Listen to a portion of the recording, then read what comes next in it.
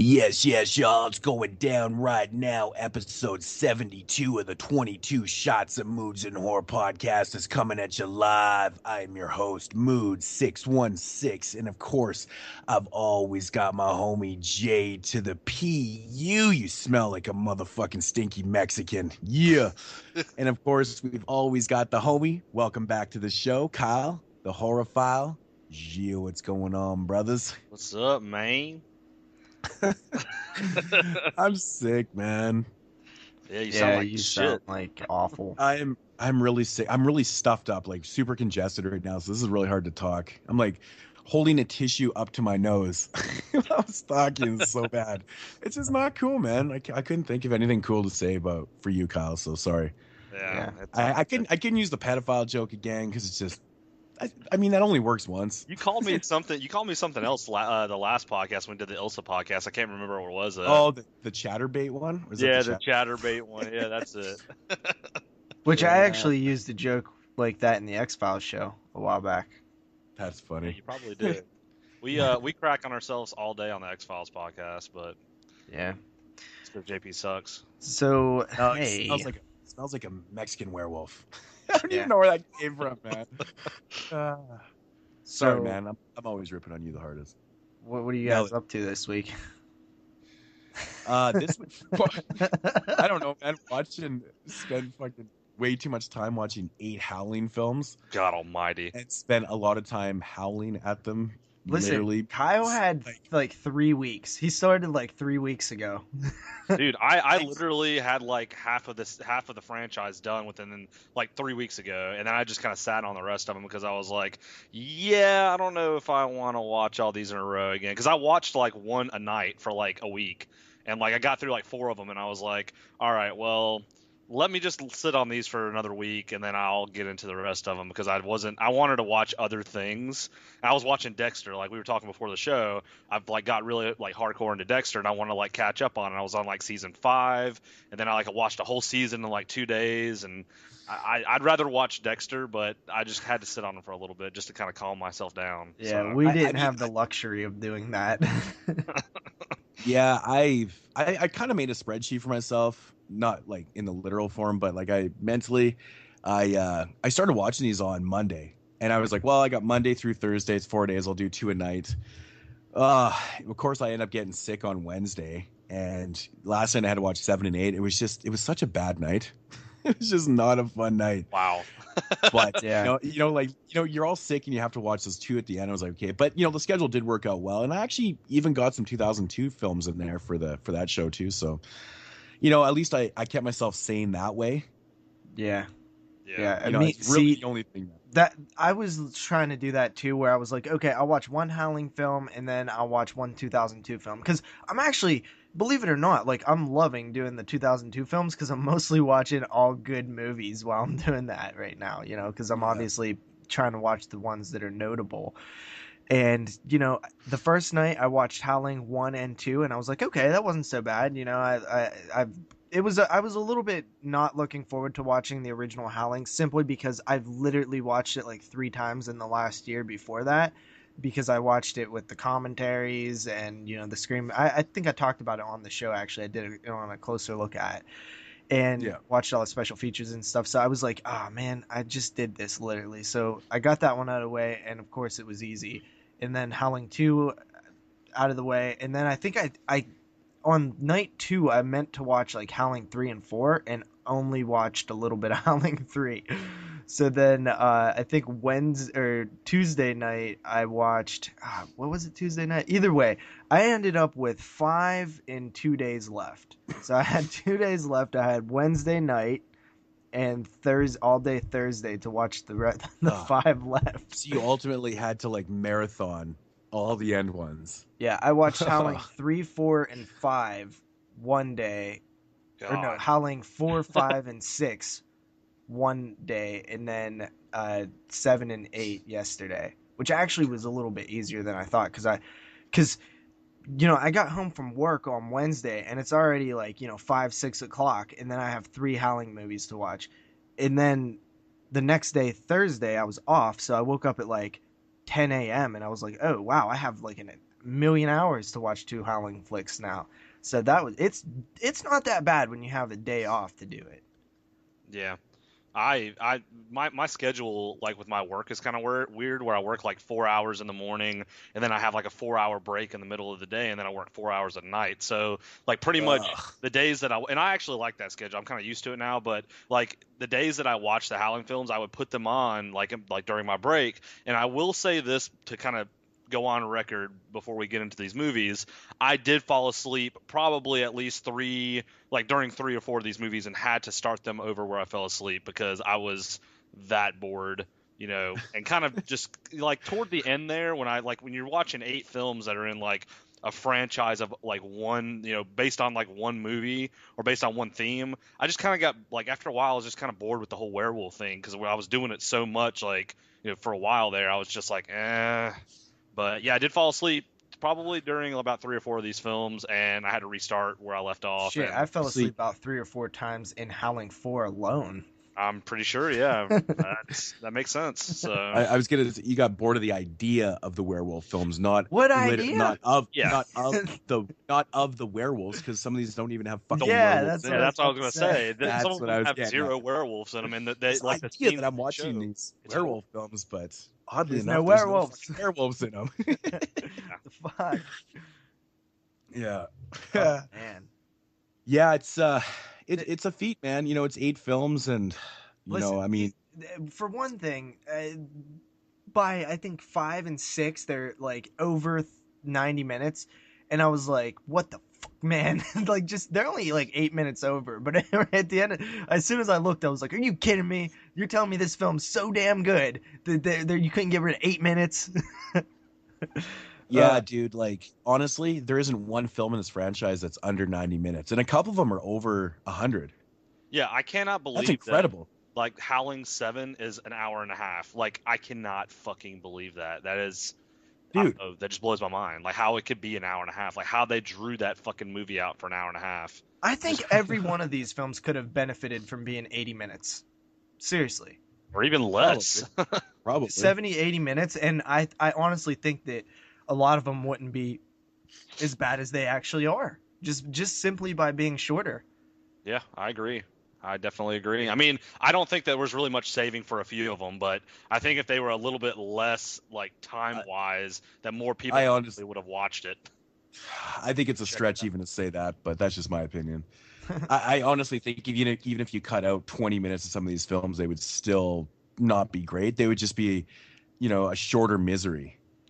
Yeah, well, essentially. the main one I'm looking at when I'm saying this is like something like the Howling V, because to me that one kind of feels like a full moon film, and full moon films are like 70 minutes. And dude, full moon films suck. Like, let's not kid ourselves. Yeah. But me and Moodz like them because I don't know, they're like nostalgic and they're silly and fun, and they're at the end of the day, if a full moon film's like 90 minutes long, you're probably not gonna like it, like, least out of all of them.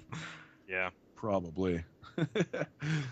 Yeah, that's like one of the first things I look at when I was watching these movies. I was like, all right, how long am I gonna have to sit through it? Like, when I got to like the 4th one, I was like, okay, how long am I gonna sit through this piece of shit? I mean, I didn't even watch it, and I was like going ahead and assuming it might be a piece of shit, possibly. And I was like, okay, how long is this movie gonna be? And then I saw, some of them were like an hour 30, an hour 40, and I was like, Jesus Christ, like, fucking imagine if these movies were like 2 hours long, like a Star Wars movie, or like 2.5 hours, like. What the fuck? I don't know. That would just be the most depressing thing ever to look at. How much time's left in this movie? Oh, another 80 minutes? What the fuck? Contemplate suicide at that point. It's terrible, man. Jesus. But, it's kind of funny what I was trying to get at before. This franchise has 8 films, but it felt to me, and I know Kyle might disagree, but it felt to me way, way more than doing the Children of the Corn franchise, which had 9 films. That's I'm gonna go on record right now, and it'll come out more when we discuss the films, obviously. But I think that this is the worst franchise I've ever seen. Nah, dude. I will say this, and I said it before we even got on the show. I honestly was a little bit more entertained with these films, even though a lot of them weren't that great, than I was with the Children of the Corn films. Like, I remember watching. I don't Oh know. my God, I just was like, they were so bad, some of them, that I wanted to keep watching them. Oh my. Like even with the Children of the Corn ones, it was like they were I just. think Kyle's still high. I don't know. I might be. I might be. I mean, it's not going to sound like I really like the movies when you hear my ratings, probably, but I'm just saying, like, I remember, like, I maybe it was because I started them 3 weeks before you guys did, but that I just felt like these went by a lot quicker for me, and they Yeah, were a probably. Well, that little actually makes sense, right? If you had like 3 weeks to watch all 8 of these films, but you crammed to watch 9 Children of the Corns in 5-6 days or that's whatever, probably. that it probably would be easier to get through. It does make sense. Sometimes the way you watch the movies is, you can kind of benefit from spreading them out. If you have to marathon them, yeah, you're probably going to get a little sick quicker. Yeah. And be like, fuck this. These films feel just way too long and too much. But I don't know. I think I paced it out pretty good, and still it didn't matter. But I honestly, me and JP, we disagree quite a bit, but I do agree with him on this one, though. I mean, excluding because I've never seen most of the witchcraft. So I've only ever seen the first two. Well, no, actually, no, I'm lying. I've seen a couple of the middle sequels. I don't know which ones I've seen. I've seen about 3. Yeah, I can't remember which ones I've seen, but out of the major franchises, this has got to be the worst franchise. Well, the funny thing is, so this is kind of like something I was thinking about while I was watching these films is, with the Children of the Corn franchise, a lot of those films they're not connected, but they have like the really, really, like a really kind of close underlying meaning to like all those films. Like they kind of stick within the meaning to the first film. These films right here don't. Like literally, they're all fucking like they may bring up previous movies, but they're all fucking different. Like they have nothing whatsoever. Like some of them have zero to do with any of the other movies. Like they really nothing. Yeah, they didn't try to make films with continuity. They didn't try to do as a franchise. I mean, the Howling franchise is just a phrase. None of these films really have anything to do with each other. And it's truly amazing though too. Like the guy that did, he directed the Howling II and the Howling III. Like talk about completely different fucking movies. It's crazy the same guy did those movies, but you know what I'm saying? Like it's just wild to me. Yeah, again with the Children of the Corn franchise, though, I think what I like about the Children of the Corn franchise is that, okay, you have the first one, which is a classic, much like this franchise, right? And then you have the second one, which is just a sequelized, like, lesser film, which is kind of like the second one and this one. And then you have the In the Hood, pretty much, and this one is like in Australia, so it's kind of similar thing. You take it out of its elements. And then you have Part 4, which is a completely different movie in the Children of the Corn franchise. And in this one, it's more sort of like a prequel type thing. And then in Children of the Corn Part 5, it's like a slasher film. And then in 6, it's nonsense. And then 7, it's like a spin-off, like weird apartment style, like high-risey type, just weird horror film. Like, I feel like the Children of the Corn franchise, much like the Howling franchise, they're different. But I think that in Children of the Corn, it's much more fun and entertaining different than in this one where it's just like, what the fuck am I watching? What is this one? Here's a good question for you. So for both of you guys. So do you think this franchise, and this is just because I've seen the Howling franchise now, and I did watch most of all the Silent Night, Deadly Night movies. Which one do you think is worse? This one. Really? This one by far. Yeah. That's very. I mean, yeah. There's only 6 movies in Silent Night, Deadly Night franchise. 1 is great, and then 2 is half of 1, so that automatically makes it semi decent. The other half is it is what it is. But it's just this one has much more bad in it than good. Yeah, that is true. I do agree. Like, I kind of agree with that. With like, I guess when you're comparing them to the Children of the Corn, now that I'm kind of thinking about it, I think I probably did like a little bit more, like a few more Children of the Corn movies than the movies that I'm about to review here. Because there really wasn't that many of these that were that great at all. So I could see that. So I don't know. I mean, it's the case of boredom. In the Children of the Corn films, we know they're not great films, but I was never like legitimately bored to death. I think like watching 6 these is the movies. only one that is actually like just utterly well, 6 was 4 is boring, to me yeah. too, but I know you guys like 4. Yeah, But oh, yeah. 6 is just like literally, but like even 5, super bad and stupid, right? But is it really Yeah. that boring? Yeah. Jesus Yeah, Christ. precisely. Yeah, I precisely. was actually really appalled by some of these films in this franchise, but there was some of them were so fucking bad, part 7, that I just had to fucking watch it. I don't know. I was just like, I remember watching. Well, I'll just go and say I remember watching part 7, and I was like, what the fuck is this? Like, what? No, Who was Kyle, smoking what when this shit happened? I'm And not. I just had to watch it. So Yeah, there are some so bad it's good in the Howling franchise, to me personally. We'll Yeah. get into that as we go, and we'll figure out which ones I mean. yeah. So Yeah. Well, on that note, should we just get into these? Yeah, we already did some talking on them. We might as well just go right in. Well, let's do the elaborating on what we mean. All right, so the Howling franchise, which started in 1981, first film directed by Joe Dante. Kind of cool. This one starts out with a bang. You got Joe Dante, based off the book. Dee And Wallace. of course starring Dee Wallace. Yeah, the amazing Dee Wallace. She's so awesome. And John Carradine has a part in this film. That's kind of cool. Mm-hmm. You guys ever notice? I was looking on the credits. This guy's name. There's a guy in this film called Slim Pickens. His name on his credit is Slim Pickens. That's fucking awesome, dude. That's like the best cowboy name ever. It is. I love it. What about but the original Ron Atkins? Ron Atkins? Yeah, that's Yes. the poor man's Tom Atkins. Yeah. That's right. Yeah, that's right. So The Howling from 1981, which is of course my favorite year in horror film history. I think I've mentioned that a bunch of times, but yeah. Listen, you know what's really cool about The Howling from 1981? It was released April 10th, 1981, which was exactly 10 years to the day of my birth. Before my birth. Wow. Yeah. April 10th. You're born in 1991. Holy shit. Yeah, dude. on April 10th. There you go. I would have been about a year old when this movie came out. A year. I would have been not born yet until 87. Yeah. 8 featured reviews on this show, kicking it off with The Howling. Joe Dante, fresh off of Piranha, I believe. And he how did he get this job? Do you even know?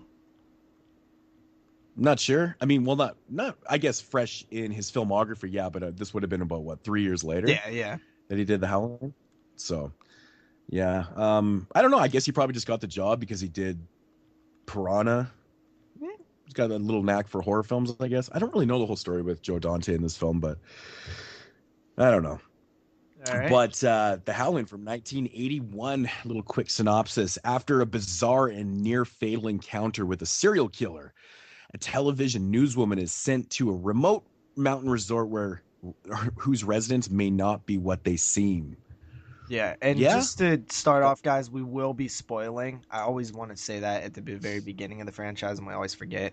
So yeah, we will be spoiling films throughout. Even though these films don't have much continuity to them, might as well. It's a franchise talk, and so. Yeah. So yeah. Thoughts the opening on of this the film, 1981. The opening I really like because it kind of has that fucking super sleazy feel, which you almost don't expect. When you hear Joe Dante directed this, you always kind of lump him into like the kid-friendly stuff, but he started out in Piranha and then this. So he actually was doing some, a little bit more hardcore stuff beforehand. And The Howling always to me seemed like it sort of had like a classiness to it, but really like I forget that there's all this like sleaze right at the beginning. Yeah, with the killer and I mean, I never really thought of it as sleaze, but I guess when you put it, in comparison with Joe Dante's work, I guess it's probably the more risque stuff that he's done. Well, I mean, the fact that they're going to like a porn shop and stuff like that is sleaze. Yeah. Like that's a sleazy part of town. Yeah, that's true. I mean, it doesn't, necessarily focus on the porn. I mean, a little bit, but not like too bad and stuff. He But puts the quarter in and it starts playing and stuff. yeah, You could tell like Dee Wallace is very uncomfortable. So I mean, I always thought that it uh, kind of oozes sleaze at the very beginning, which it's a completely different movie once it goes in. But it's supposed big time. it's setting up Oh, yeah. that tone Yeah. for the character being in a situation where she's clearly uncomfortable and she doesn't belong in this area at all. Yeah. The beginning of this film is actually like, with the whole news reporter, like at the news station, has always reminded me of Dawn of the Dead. Dude, that's exactly what I was gonna say. Like, I had that. That was the first thing in my notes. Was like when I first started watching this film, I was like, this looks almost like exactly like Dawn of the Dead. That's what I was like. This is cool as fuck Yeah. the way it's filmed. I always relate the beginning of this movie to Dawn of the Dead because it's pretty much the same thing. It's like this little hectic, with all these people running around, papers, and people are talking and they're figuring out the news, like what the Yeah. fuck's going on and shit. And it's like it's very reminiscent of Dawn of the Dead, and I absolutely love that. It just adds to the realism of it because it's like, damn, we're reporting on this, man. It's just I really like that aspect of it. The soundtrack is kind of similar too. Like the soundtrack is really fucking like it goes with the film very well. So It does. I think it works out perfect, man. This was the first time watch for you, eh, Kyle? yeah, it was. Oh, wow. I actually owned this movie, the Scream Factory release of this movie, but I never had watched it. So I popped the Scream Factory release in and watched it. And this was I knew what the Howling was obviously because I own it, but I never got around to watching it. Shit. And yeah, man, it was fucking good. I definitely liked this one. Well, this one a lot. It was definitely like Mood said. I mean, the first thing I thought about within the first like 30 minutes of the movie, I'm like, damn, this has a really really close. I guess you could tell the directorial style. Maybe Joe Dante is like a really big fan of Dawn of the Dead or something, but you could just tell it just had a lot of similarities at the beginning of the film. Yeah. The way it was filmed to Dawn of the Dead. So I know it's so crazy, man. The one scene in the beginning, like at the news station, man, I love the scene where the dude is he's talking in the mirror. Yeah. And he's kind of rehearsing what he's gonna say, right? And he's quite clearly got like this crazy accent, but when he's doing his news reporting, he doesn't. He's got like this total news kind of voice and things like that. I love that. It's like just a huge metaphor for the whole film. Like just how everything is, everything's kind of two-faced. I love that. Yeah. something I think that it's so subtle, but it's so perfect because Yeah, that's I'm the way the actually news glad you is. pointed that out because I didn't even pay attention. Like, I never made that metaphorical reference, like connection, which is pretty cool, but actually. It's so Usually, true I catch because, stuff like that. yeah, because him doing the voice or getting rid of his accent and stuff like that. But there's a lot going on in that scene. I've always really enjoyed that because that's so news. Maybe you're getting truth, maybe you're not, right? And then, but it's a bigger metaphor for the whole film because of the werewolf thing. But awesome scene. Really good stuff by Joe Dante right there. It just kind of sets the whole tone, maybe subliminally a little bit. You notice it, but you might not pick up on it, kind of thing. Yeah. Yeah, something that was actually like when I first put on the film right before, like as the credits were rolling at the beginning, kind of telling you the actors' names. Something I noticed that I was kind of like, me being I know a lot of people don't like Star Trek, but me being a Star Trek fan is that the guy that plays the serial killer, I can't remember what his name was in the movie. Let's see, Eddie Quist is what the serial murderer's name is, the one that's stalking, Dee Wallace's character at the beginning. He's actually played by Robert Picardo, who is the doctor. Like, I just saw his name, and like his name always pops out to me on a lot. He's always in a lot of like old school stuff, and he was the doctor on Star Trek Voyager, and he was also in like some other shows like the Wonder Years and stuff back in the 80s. But I was like, wow, that's kind of crazy that like, because like he's one of those actors you don't really expect to be a serial murderer in a movie. So I was like, this is going to be kind of interesting to see how he works with this, and he actually worked pretty well. So I thought it was pretty cool. I thought the casting with him is great, man. He's got like evil eyes. Yeah, There's something about it, the way he looks, really crazy. Like, and he doesn't look like that now. That's the weird thing about it. Like nowadays, he looks he's older, he's bald, and he doesn't look very crazy. But back in the I guess 81, he looked like a fucking psychopath. So it's crazy. Yeah. Speaking of random people in films, the scene where Dee Wallace goes into the phone booth in the beginning of the film there. Yeah. The guy coming out is Roger Corman. I do. Wow, know I didn't that. know that. They mentioned that in the commentary. Actually, in the commentary, Dee Wallace, it adds to the porno shop thing again. Like, she really expresses how completely just uncomfortable she was with that whole scene and all that stuff. And yeah, so you can definitely see crazy. it on her face. And honestly, dude, Dee Wallace is kind of a weird person if you ever listen to her talk for a long time. She kind of reminds me of like a Jamie Lee Curtis, only like a little nuttier. She's kind of an Yeah. oddball, man. It's weird. It's funny because I met her, last June, and she's like very kind of peppy, but like kind of she has like this weird kind of off-put spunk to her. But I don't really know how to explain it, but I know what you're saying though. There is something kind of different about Dee Wallace. It's kind of strange. Maybe it's just the way she approaches, the way she says things. I don't know, man. It was just like, okay, is she being real to me right now? Like, hey, like she's almost too peppy, and I'm like, are you fucking with me right now? You know how you get that from some people, you're like, really? You're showing a little too much emotion for this moment, right? Did you have her sign your Howling DVD or Blu-ray? I did actually, yeah. And we talked about the Howling and stuff, and we didn't talk about the porno scene though, which I wish I had have listened to the commentary before that. But that's interesting that she was that uncomfortable in the porno scene because, yeah, I mean, I guess shooting in a real porn store, it was what it was, right? So everything was already there, and sex toys and sadomasochistic, costumes and shit like that. Yeah. So after Dee Wallace's character has that run-in with Eddie. What's his name? Eddie. Of course, she has pretty much like a mental breakdown. Mm. And She's she good goes at to doing that. She really looks like a type of person that would have a mental breakdown.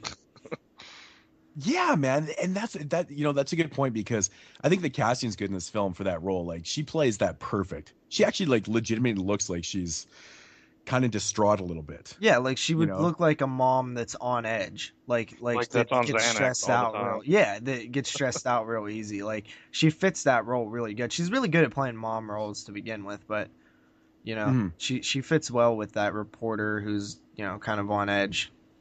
Yeah. So then she gets basically sent to, or she goes to see a psychiatrist who ultimately says, since you've had quite a traumatic experience with this quiz guy and this whole ordeal, he kind of says to her, he's like, well, maybe you should go to this colony, get away from everyday life, and go up there and just kind of relax and get your head straight before you go to work. Do you guys like this setup? Yeah, because I like the those woods that they use. I take it somewhere in LA. And actually, there's a Horrors Hallowed Grounds on the Blu-ray, which is pretty cool. A lot of those locations are sort of like lost. Nobody really knows where they are, and or just gone altogether. But he did find a few places out in the woods where they filmed some of this stuff. Man, I have to say, man, like I love how they call it the colony. I love that. Yeah. That's pretty cool. It's just so perfect, man. It's just kind of subtle, but it's perfect. It just fits so well. But man, it looks so great. The locations that they did use for this, and pretty much every scene that's shot outdoors is so fantastic in this film. Like it really has that amazing atmosphere in like every scene. Yeah, I was gonna say like one of the notes I have is like that I love the '80s, like the effects and the foggy woods and stuff like in this film. Like it looks so good for like the film. Like Joe Dante put a lot of effort into creating that nonstop atmosphere. Like it never lets up. Like even in certain scenes where it probably shouldn't be too that atmospheric, it maintains its atmosphere. It's fantastic. The random howling and like things that are going on and stuff, and just the way characters are approaching scenes and stuff. The direction in the film's really good. You can tell that he really focused a lot on the way people approach the scenes, kind of with that melodramatic kind of approach to their scenes and lines and stuff, mixed in with that atmosphere. It's got this perfect blend of like it just pulls you right in when you watch this film. It's what I love about this film. I love atmospheric films, and this is the reason why. It's everything about this movie just kind of flows perfect to me. Yeah, flows perfect. Some of the woods is what's interesting to me about like the woods is they look nothing like the woods where I am from. You know what I mean? It's just completely different types of trees and stuff like that. So, and different types of foliage and like grass and different things. So it kind of almost has like this fantastical sense to it for me because and that on top of the fog and the different lighting techniques and stuff like that he uses, it definitely does set up for sort of a unique viewing experience in terms of atmosphere. Oh yeah, I It agree. feels like it should be inhabited by werewolves, essentially. Yeah. But yeah, and I love it too because she goes to this colony and she's just thinking it's a getaway place kind of thing, right? But like the way Dante captures that atmosphere, he makes it feel so mysterious and eerie, and it's just just fantastic. He's such a great job, man. It's kind of crazy, seeing like the budget to this movie too, and like I guess back then, I mean the budget was 1.5 million for this movie. It made like almost 18 million at the box office, but it's like crazy that 1.5 million dollars, like nowadays that's like nothing for a fucking movie, and like the movie still, like that movie itself still holds like very very good. A lot of people want to watch it still because it looks so good because of the way they did the movies back then. So it's kind of crazy, especially like you were talking about, like the scenes of like there being fog in the woods and things like that just still holds very well because it's not CGI like nowadays. So it's pretty cool, pretty nice. Yeah. The scene where Dee Wallace and her friend, I think it's Terry, where they're first walking in the woods there, the lighting and the fog, man, Jesus, it's like one of my favorite scenes. I absolutely love that fucking scene. It's captured so perfect, man. It's dark, but it's lit perfect, and it captures everything, and it's really what the whole film is about. Yeah. It's just such a great scene, man. Ugh. What did you guys think about what I like to call the poor man's Tom Atkins? Do you guys see that, or is it just me? Big time. No. It totally is him. For sure it's him. Yeah, it just feels like this guy's kind of like Tom Atkins, but he's not. It's like this clone that kind of went a little wrong. Yeah. They didn't fully clone him. It should be Tom Atkins in this movie, is what it should be. Like, I feel like Tom Atkins would have been perfect for that role. Here's we were talking about how good the casting is. I'm like, Tom Atkins probably would have fit that a little better, but no, I totally see where you're coming from. 100%. But I like the guy still. I think that he's pretty cool. He's a vegetarian, which is funny, right? Because it's like a colony of flesh-eating like werewolves. That's something that's been done ever since this movie came out. They use that in a lot of werewolf films, where like these characters are like they'll make a point of saying that he's a vegetarian, and it's just like a total prelude to what's coming, right? Mm-hmm. But I mean, it was done right in this film, but they use this not just in the Howling films. I think they actually do it in a couple other films too. They refer to people as vegetarians and then whatever. Yeah, he goes hunting with the crew, and he's like shooting rabbits and shit, and it's like, this is a pretty damn mean vegetarian. I love the scene when Dee Wallace is talking to a friend. She's like, I thought he was a vegetarian. And he's just mowing down on this is after he gets turned into a werewolf, and he's like, I'll eat anything if I'm hungry enough. It's great. It's so good. It's so good. Yeah. Super funny stuff there. And it's kind of interesting the way that it's like the sister and the brother, like Eddie, he's like, his sister is she has her own like little cabin thing out there, right? Yeah. That's his sister, right? Yeah. Her thing is like really kind of creepy, like the way that her cabin's all set up and stuff, and it's like odd that it's just like it just feels like out in the center of like nowhere. Yeah, it really does. Yeah, her character's so mysterious and odd. Mm-hmm. She's like an oddball character, but I like her though. She actually passed away, that girl. Did she? Wow, yeah, I think she died in, I want to say in the 90s. I think she actually posed in Playboy too. I think she was a Playboy model, but she died in like the 90s or something like that from cancer, which is that's rough. Shitty, but yeah, it sucks, but yeah, man. One scene in this film is so funny when I think it's Terry when Terry's talking to Karen on the phone, and she's talking about like the werewolf bite, and it's like playing on TV. Oh yeah, you guys know the scene I'm talking about? When it's like it's explaining on the TV, that Terry and her boyfriend are watching at the time. It's like explain when you get bit by a werewolf, you turn into one. Like, you're talking about from the Wolfman. Yeah, from the Wolfman, right? Because Terry's talking to Karen on the phone, and Karen's explaining to like Terry, like, okay, something's going on, blah blah blah. My werewolf. That scene. And it's like explaining it to you from the TV, from Wolfman. I love that scene, man. It's kind of cheesy. No, that's great. I love that they threw in like the Wolfman, which is weird because this is MGM and the Wolfman was Universal, so I don't know how they got that. That's kind of weird. I was wondering the exact same thing, actually. That's pretty interesting. There's like funny things like that all throughout this film. Like Joe Dante's showing his sense of humor, and it's very subtle. Like there's a bunch of random scenes in this film. Like that you could easily miss. Like, you could probably miss that. I mean, that one's a little more in your face, but there's a scene where I think at Terry again, she's in one of those cabins, I think in the sister's cabin, and she's kind of searching through things, and she comes across a can of chili, and it's called Wolf Chili. Yeah. They mentioned that in the commentary. Just random place things in the film, and that's Joe Dante. It's clever. It's super clever.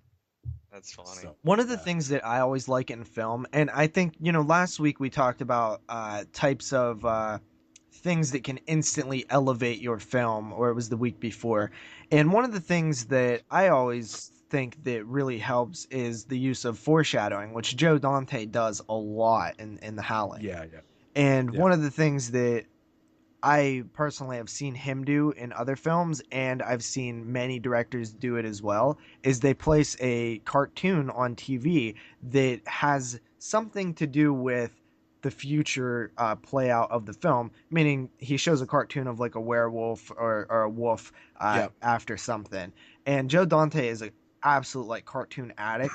Like he's just like this historian, like encyclopedia of like old cartoons. I've heard people say this before, where he'll just like pull out like references to like random ass cartoons from like the 40s or something. And such a strange thing. Yeah, he has a huge collection of old cartoons and stuff, and he always places them in his films. But that's just something that it's super simple, right? Yeah. To have this for even in Elm Street with them reading, and you see this done so often. They're reading some poem or some story or something that is about dreams. Yeah. It's just this extra layer of filmmaking that is completely lost with indie films most of the time today. Sometimes it's sometimes you see it and you're like, see, like these people going above and beyond trying to add layers to their films. And I always appreciate that. And Joe Dante is really good at it. That is the problem with a lot of films today and stuff. They're just so one dimensional. Yeah, they just don't. They don't take time. They don't just. One dimensional is like the best word for it.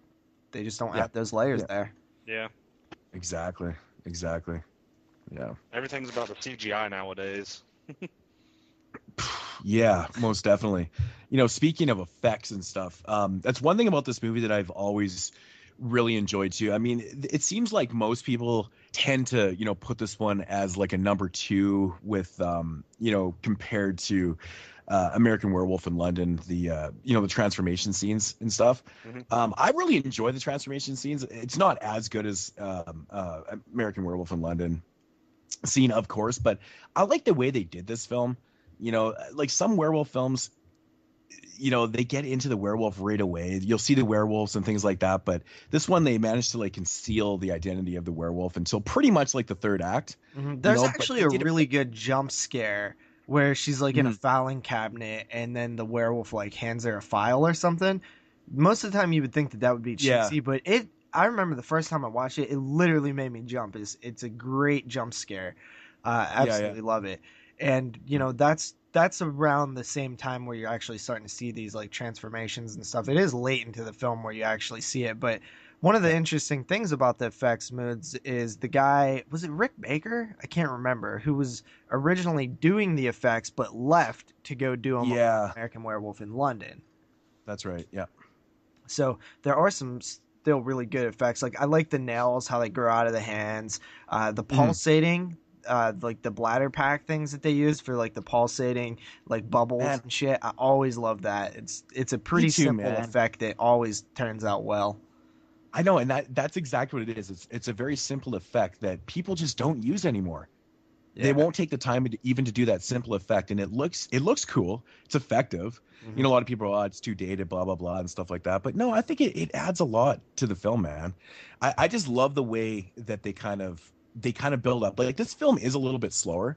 It's in a sense it is like a slow burn and stuff, but I think I always say the pacing is really good because it does have a lot of character development. It does have a lot of progressive scenes. Like the whole film is being progressive, and it's accompanied with that great atmosphere and just really good scenes. And when you finally do get the reveal, I think it's good. I think it's a really good payoff.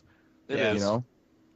So, I mean, I've heard people say, this movie's way too slow and, it's kind of boring and stuff. I don't think it's boring at all. I mean, I don't know how you can sit there and watch this visually and say it's boring because it's so cool to look at. Like, every scene is fantastic. Yeah, one of the things I notated, and I know you guys have already kind of talked about it was the effects. Like I was like so like stoked on the effects, like the transformation scene when I saw it. I thought it was really, I mean, I thought it looked pretty fucking cool. That I was like, damn, like this movie itself, like not just that, but like a lot of the things that were going on in this movie, like we were talking about originally, kind of reminded me of Dawn of the Dead, and that kind of style of filmmaking and even the storyline of this just kept me involved in the movie. Like I didn't find myself getting bored or like it. I was always interested to see what was going to happen, and the effects were kind of a plus because I was like, when the transformation scene happened, I was like, wow, that's actually pretty cool looking for it to be a film from '81. Like it's kind of crazy. It was kind of crazy. I was like, damn, I didn't really expect it when it actually happened. And so yeah, pretty cool stuff. Yeah, I I always thought absolutely love stuff like that. Speaking of effects, again, there's actually was a stop motion scene film that was like never really inserted into the film. Oh, really? It took a really long time, actually. It's part of special features, I guess. Yeah, I've watched him a long time. I can't really remember. I didn't watch commentaries though, but to me, I always felt like the werewolves look kind of, well, in a sense, quote unquote, realistic. I mean, we can't really say realistic because there's no such thing. But if there was werewolves, do you think possibly they could look like this? To me, I think they look a little more like how they should look. Just to me, that's just the way they should look. In like some werewolf films, they just look almost too human, or they just look way too over the top. Yeah. This one just kind of has there's this. Sort of like your three different kind, like I mentioned before. There's your bipedal, like mixture of werewolf, human, and then there's your wolfman, which is bipedal, which is mostly human. Yeah. And then there's your ridiculous, like complete actual wolf, which is like ginger snaps. Yeah. I just kind of get that feel. It's like my favorite type of werewolves are like these and like dog soldiers. Those are kind of my favorite. Yeah, I'd like to kind of compare, like, I take a movie like a newer, like, werewolf movie, like late phases. The werewolves in that movie were, like, the movie was very good, but the werewolves were they're obviously CGI, but they just looked over the fucking top. Like, movies like this from, like, the 80s that had that practical, look to them, like, I don't know, it just makes you feel like you're more, it's a little bit more scarier to me because I guess it's more, if werewolves did exist, this could possibly be what they, somewhat look like. They're not going to look like, well, I don't know. Yeah, man. The more believable, the more scary it is. Yeah, exactly. Right? When something's over the top, you kind of look at it and it becomes comical, and that's one thing about this film is that there's no, just ridiculous comedy in the film. There's like subtle funny moments and things like that. But that's one thing about this film. The whole tone of the film is super serious, and it has these very subtle moments and stuff. So if you had like a really goofy werewolf, they would just kind of ruin it. I think they did it perfect, man. They made this kind of realistic looking werewolf. I think it fits perfect. Absolutely perfect in the film. They do some interesting weirdo stuff with there's a transformation scene when the lead male and the weird sister girl from out in the woods is having sex, and they start doing this like almost like shell shaded like weird animation filter over it, and I just like, I don't really know what that's supposed to be or like why that stylistic choice. Like, it looks honestly fine and it looks cool. I'm just like not sure what it's supposed to convey. It's totally like a product of his time too, right? When you see that, you go, yeah, that's early 80s. Yeah. It's kind of funny, but yeah, I know exactly what you mean though. It's kind of I don't know what that effect is actually, to be honest. Like, I don't really know much about visual effects and stuff into films and the proper terms for them, but yeah, it kind of reminded me almost of like a like Native American type thing. Like a wall cave painting type deal. I don't know. It was just kind of a weird thing. I don't know if it was supposed to reference or like convey or be a reason that's kind of over my head. If anybody knows, let me know. I love that scene though, man. Yeah, no, it's a good scene. She lures them in and stuff. And I remember actually reading somewhere where I guess she was told that during that sex scene, they weren't really going to show a whole lot of her. They were going to film it behind the fire, which they did. Right. But there is a scene where she takes off all her clothes and she's kind of next to the fire, and it's full frontal nudity. Yeah. Right. But she was told originally that it would be filmed like that, but she'd be more behind the fire and you wouldn't be able to see anything. Sneaky bastards, because they snuck in a muff shot there. That was pretty good. But I love the way that scene's filmed, though. It's great. Yeah. It's awesome. It looks great. So. Yeah, I think kind of winding down on the first Howling film, it's an interesting one because there's not really a whole lot to actually say about the film because it's a very simple story, right? There's not really many twists and turns, or it's really a lot of you're just spending time with these people at this retreat, and it turns out there's werewolves there. Very That's easy pretty much to follow. Yeah. Yeah. But as you look further, there are these few scenes of like foreshadowing and a few scenes of like in jokes, like the wolf chili and the Roger Corman cameo, because as everybody knows, that's how Joe Dante got his start, was Roger Corman. And there's all these different little things, like the jokes where he's like a vegetarian but he starts eating meat and stuff. But it's like, I mean, the only other things that I really love is like the Dick Miller stuff, right? Like you got to mention Dick Miller. Dick Miller is the man of 1,000 cameos, man of 1,000 faces, whatever you want to call him. I believe he was even in one of the Children of the Corn sequels. Yeah, Dick Miller's fucking awesome, man. Yeah, He's like great. you cannot not love this guy. He just has this charisma and this presence that anytime you see him, you're like, fuck yeah, Dick Miller's in this. At least this movie's got something going on. You know what I mean? Like, I love this guy. I've always loved him. I've always known his face way before I knew what he was from. I would see him in Gremlins. I would see him in this other film. I'd see him in this other film. And I just knew him. But I never knew who he was growing up. But I always liked him. And, dude, I seriously think that he's one of the most, like, underrated, like, just people in film. Because he's done so fucking much. He's just one of those guys that, like, you see him around in a lot of things and he's like, what's that guy's name? But you recognize him and you like him, but you're like, what's that guy's name? He always strikes me as someone like that, man. I don't know. Yeah. But one thing about this movie that I've always kind of enjoyed, it's kind of underlined. It's kind of like an undertone to the film, but it's like, it's very political with the werewolves too. It's like, the whole idea of the werewolf colony and what they're doing out there and stuff, because they're not really 100% sure what they want to do. If they actually want to convert these humans into werewolves or just flat out fucking eat them. Yeah, well, there's also that like battle between like, oh, we're going to not eat people, we're going to eat cattle. And some of the werewolves are like, no, fuck that. That goes against our nature. But they don't. They kind of just shove it in there. It feels like to me. If I'm going to be a little critical of it, I feel like that's just something that's kind of shoved in there, and they really didn't go into it all that much. Because I don't think it was like overly that important. It was just kind of like an internal struggle within.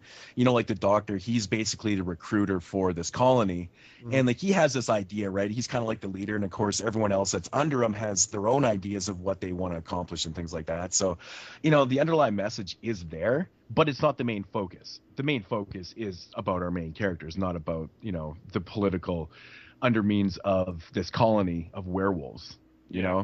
It's not really a big thing, but I do understand where you're coming from, JP. I could totally think that, I understand and you think it's just kind of thrown in there, not explained, but I think it's for good reason. I think if they went into it too much, it would probably take away from what the actual point is, I don't know. Of the movie. Maybe, but I mean, we've seen it done.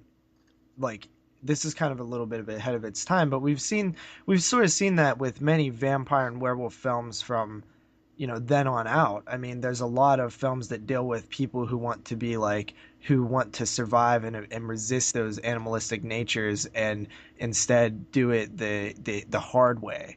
Like something like Blade, it's very similar. Like this guy doesn't want to kill people and eat them. He wants to use like the different methods, which aren't as good and aren't as like powerful, and it doesn't satisfy the craving quite as much, but it's more better for humanity. And I think there was more of a room for focus that point, though. in here. I see that there's plenty of time we spend. I think that there could have been more on that. I don't think it would have took away from anything. Yeah, I mean, I think there's plenty there. It's just it's very subtle in scenes, just with the characters and their dialogue and certain things that are said in the film and certain personal kind of battles and stuff that are going on in the film within the story. I think it's there, and I kind of like how it's a little more subtle. You know, sometimes I don't really need things just shoved in my face. Like, I understood what was going on. You know, it's Yeah. just it's a very typical political thing. You know, it's just it's their own society, and they have their own issues. Yeah, I'm Just not like saying humans. it needed to be shoved in your face or anything. I'm just saying that there's more to that dynamic that you could Oh, explore. And, you know, for there's sure. something else that kind of, I don't know if it bugs me or it just feels like a little off.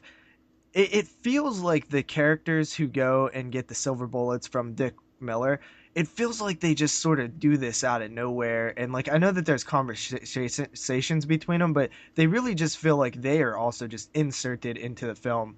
It just plays real weird to me. It always has. I don't know. Yeah, a little bit.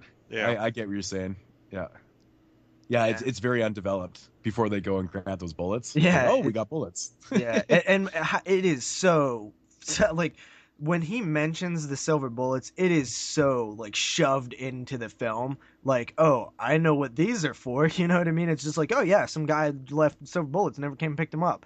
You know, it's just like, oh wow, like Yeah, you already could have these not be any more silver like, in bullets. your face about that.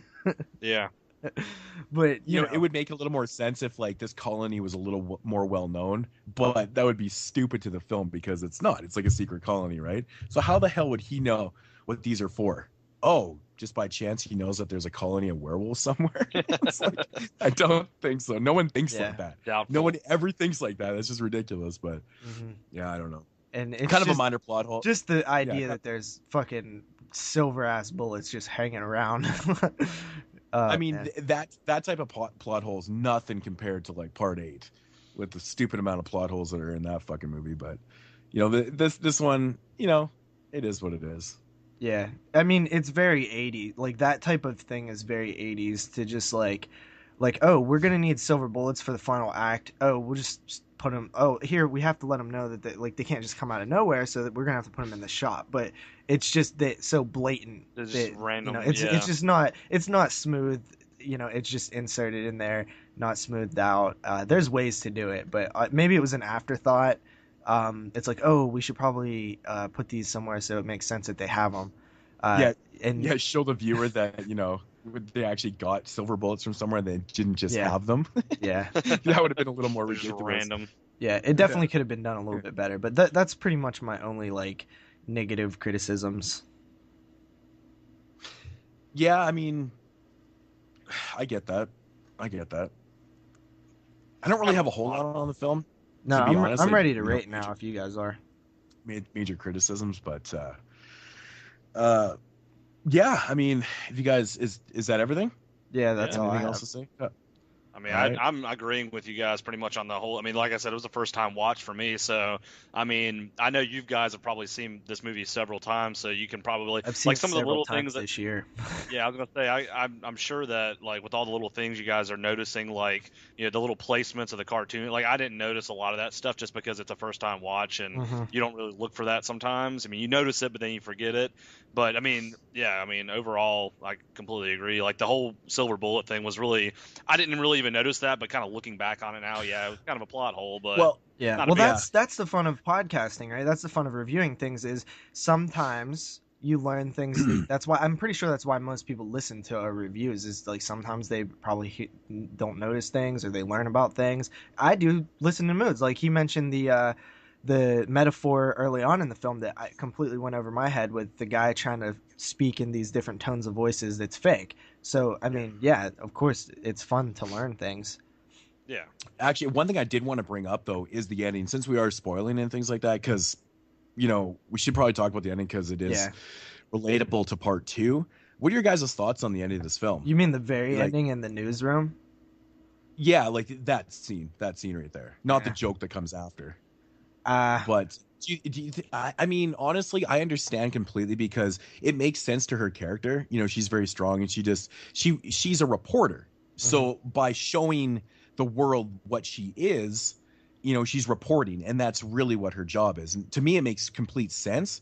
She just kind of becomes like almost like a martyr at that moment, you know, just like willing to sacrifice herself because she knows that she's going to get shot. right? I mean, she's setting herself up for disaster, but by doing this, she wants to also prove that, or show to the world that this is what exists out there.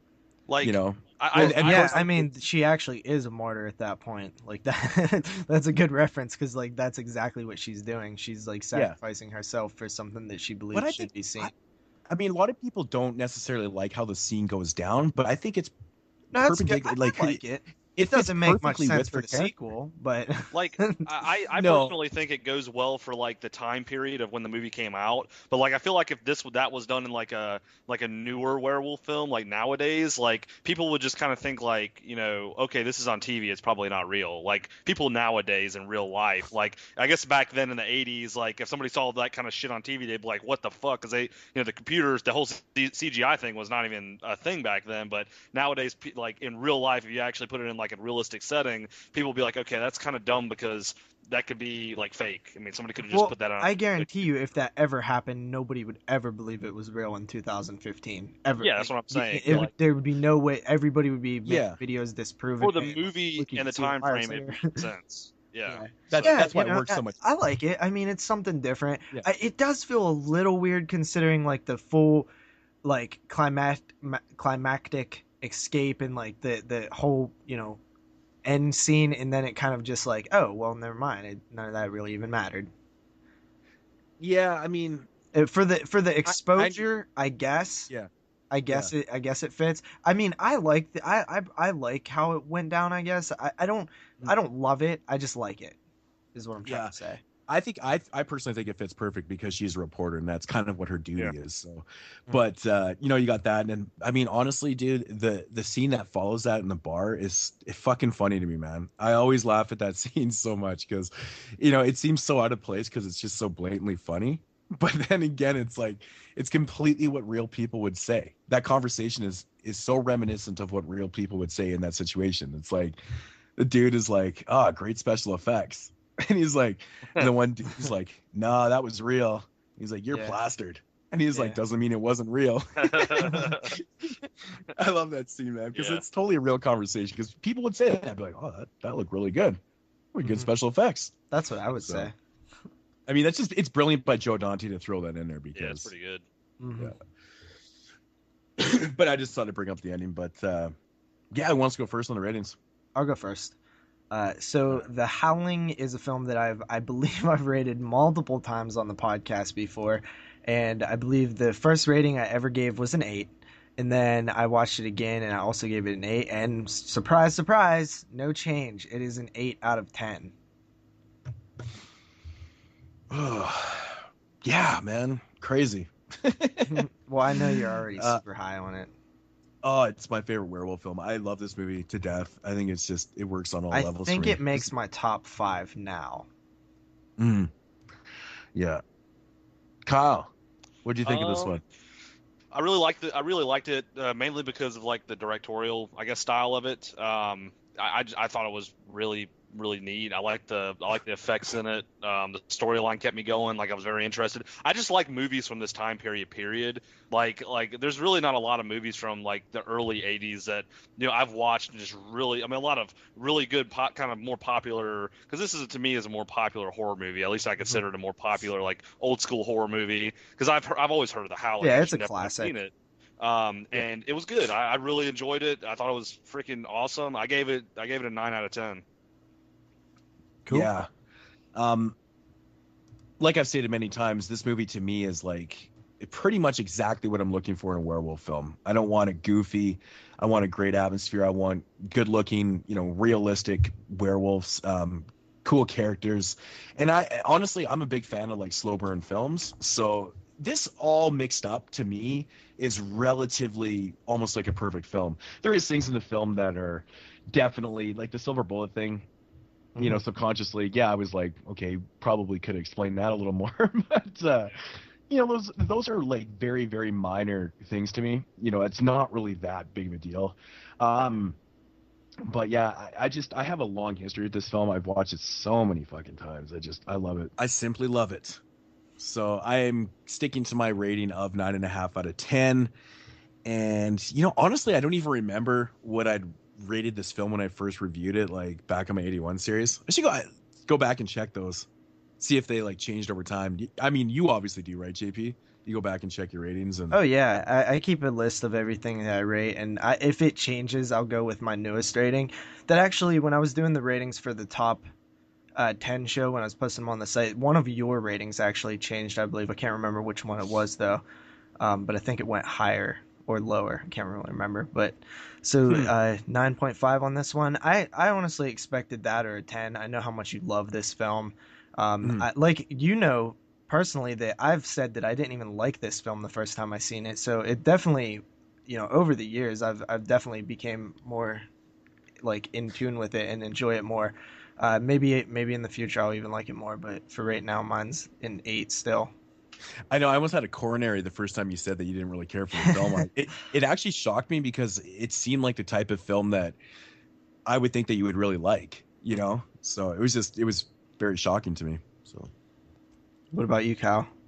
Yeah, man. I mean, I like the film. Like I said, the first time watch, I think a 9 out of 10 is a pretty good rating for this film. I mean, it definitely was. I mean, I could see myself revisiting this movie several times. I mean, I definitely want to check out all the special features on the Blu-ray now. I didn't get a chance to check them all out or check any of them out really. It's actually one of the more stacked editions out of the first 20 or 30 Scream Factories. It's definitely probably the best in terms of special features out of the ones that I've seen, which, like I said, are about the first 20 or 30.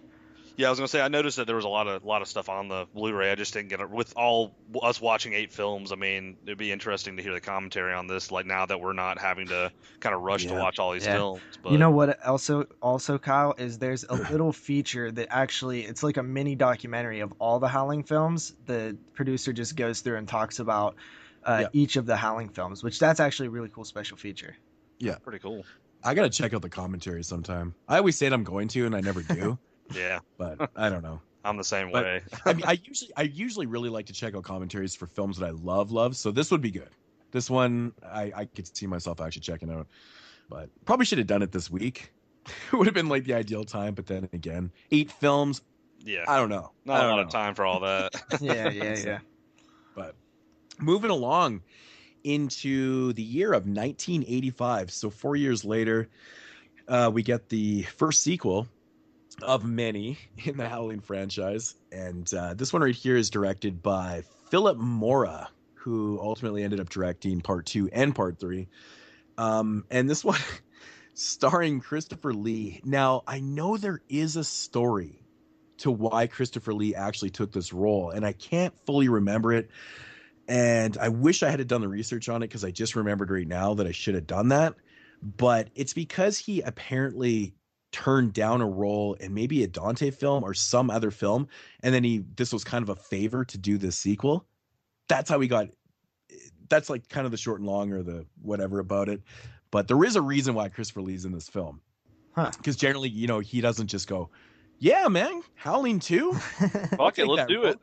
But I'm pretty sure he's doing a favor for somebody because he felt bad about something, and that's ultimately how we got cast in this film. But we got Sybil Danning in this film.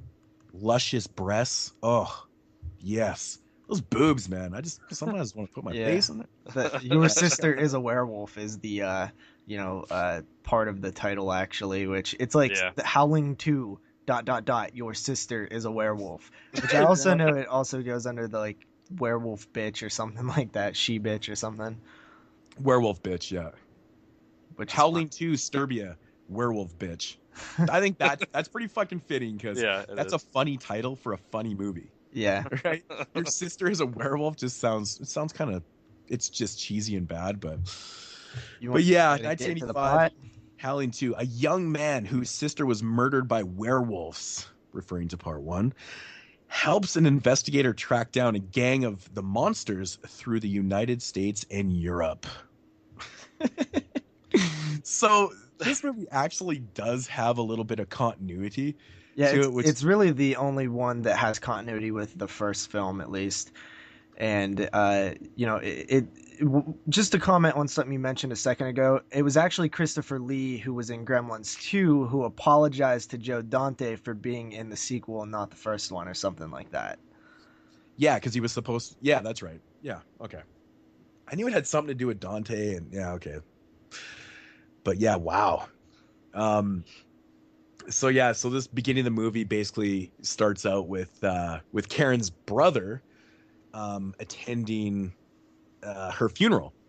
Yeah. Right. It seems like they ignore the part where she turned into a werewolf on live TV, though. Yeah. They kind of did, even though they do show the brother. Well, he doesn't believe that his sister had turned into a werewolf because that's where Christopher Lee's character comes in. So her brother shows up at his sister's funeral. Christopher Lee's there, and he does have an agenda. He wants to hunt down the queen of werewolves because, well, he's got an agenda.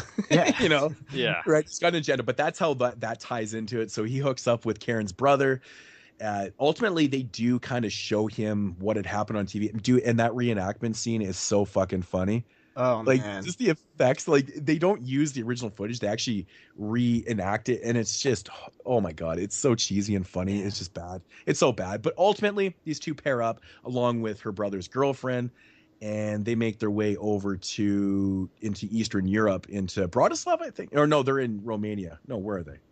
I actually don't know, but it is not Dee Wallace making an appearance as the white character again. She is recast, and that's something of note. It would have been cool if they could have got Dee Wallace to lay in the coffin or whatever and be the actual dead person. That would have been cool. Yeah. But what do you expect, man?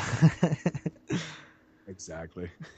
I thought it was kind of funny how, like, in the first movie, they were trying to do continuity with this movie, but in the first movie, it's like the werewolves were, like, very unknown, but they were in this colony, but not a lot of, they were kind of like, no one really talked, like, or knew kind of what was going on. But in this movie, it's like, all right, we're going to go hunt these motherfuckers down. Yeah. Like, they all know where they're at and shit. And it's, I don't know, it's kind of odd. Well, like, the thing is, like, the general public in America doesn't really know a whole lot about the werewolf situation. See, Christopher Lee has a direct connection with the queen, which is Sybil Danny's character of Serbia. He's got a direct connection. So there is an agenda that is, comes out in the third act of why he is ultimately hunting her down, because he wants to stop this werewolf type race and things like that. So yeah. The storyline it's pretty fucking cheesy. Yeah, that's Yeah, like it's actually one of the definitely notes I put was cheesy. storyline very cheesy was in my notes. I've all always over said, the place. I always said this is like one of the most typical sequels to a fantastic classic film. You always get something like this. We referred to Children of the Corn 2, which isn't as cheesy as the Howling 2 to this, the original one. Yeah. But it's very of the 80s to do some shit like that. Oh yeah, but this one is completely different all around. Like, this one has a really cheesy premise. It's really very lighthearted. It's got nothing but gags throughout the film. The gore is just ridiculously funny in this film too. Over the top characters, just a lot of ridiculousness. Like, I mean, this one is so fucking 80s, from the synth soundtrack to the werewolf sex orgies to, oh my God, this one has it all. It's just so. You know what else is 80s, very cheesy, man? Is they do this thing, and I've always hated this in films, and I just, for some reason, it's always bugged me, unless it's a certain type of movie, like a comic book movie like Swamp Thing or something like that. But they do these transitions where the screen will like turn into a diamond and like come out, and then you'll go to the next scene, or it'll be like a bunch of I just cannot stand that type of editing.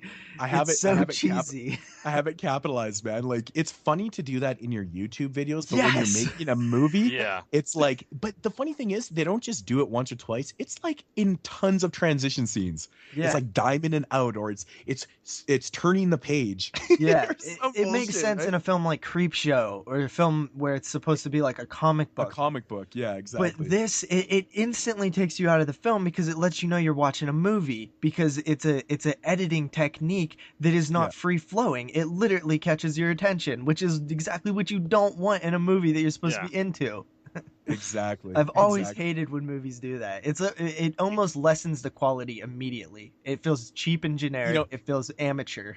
Well, this film is already cheap and generic and very amateur as it is, and the tone of the film is just so goofy. It's such a goofy tone to the film. It's so ridiculous. So I think having those really ridiculously cheesy transitions it doesn't add to the film. It just makes it even more laughable because again, like you noted, it's noticeable to the point where we're talking about it. We just talked for 2 minutes about transitions. Yeah. Yeah.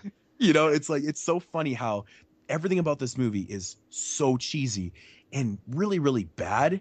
Like for a sequel, it's a terrible sequel. If you take this movie on its own, it's just fun to kind of watch and play with. But man, yeah, when we kind of alluded to the so bad it's good, I think this one kind of falls into that category a little bit. It definitely falls into this.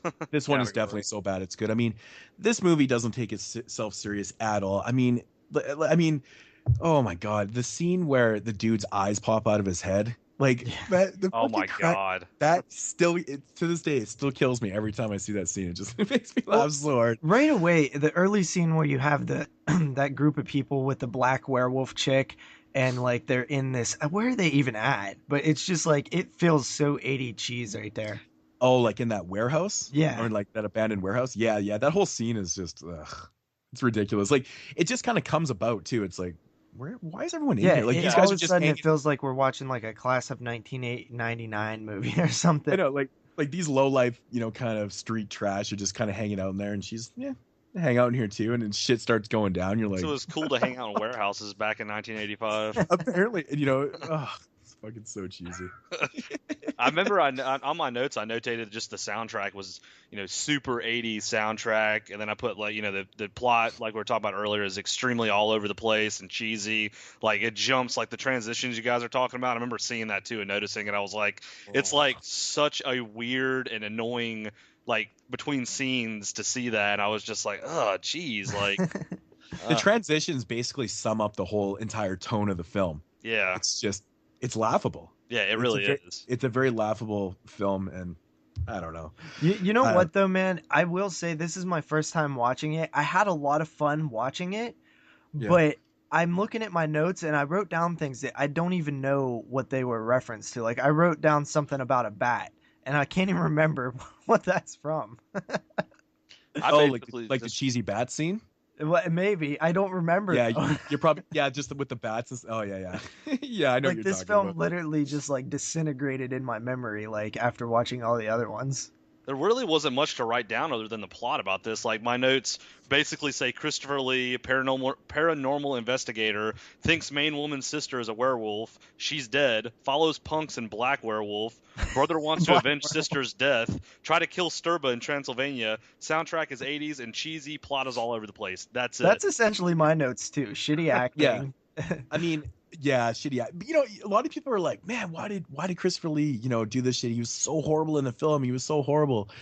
No, Christopher Lee was actually pretty good in the film. He's Christopher Lee. You can pretty much. Christopher Lee is good in anything, though. I mean, like your film's instantly going to be a little elevated if you have Christopher Lee in there.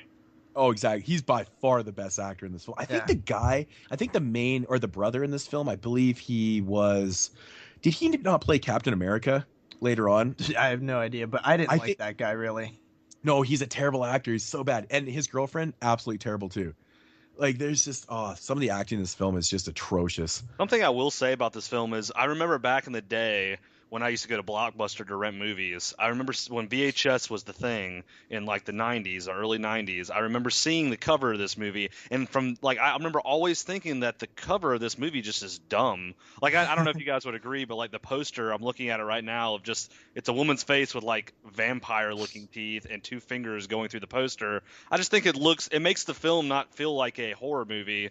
It looks cheesy as fuck. Like I used to see this one in the video store as well, and partly the reason why I would always skip it is because I haven't seen the first one, but second it was because it just looked uninteresting to me. Yeah, it doesn't. The poster does not do. I mean, the poster does it justice, but it doesn't really make you like feel like grabbing it and renting it or buying basically what Kyle's saying is the poster is representative of the film, but it doesn't trick you into buying it. Yeah, exactly. Like Wild Eye is like a huge example of the covers of movies. Are great looking, but then you watch it and you're like, this movie probably it sucks.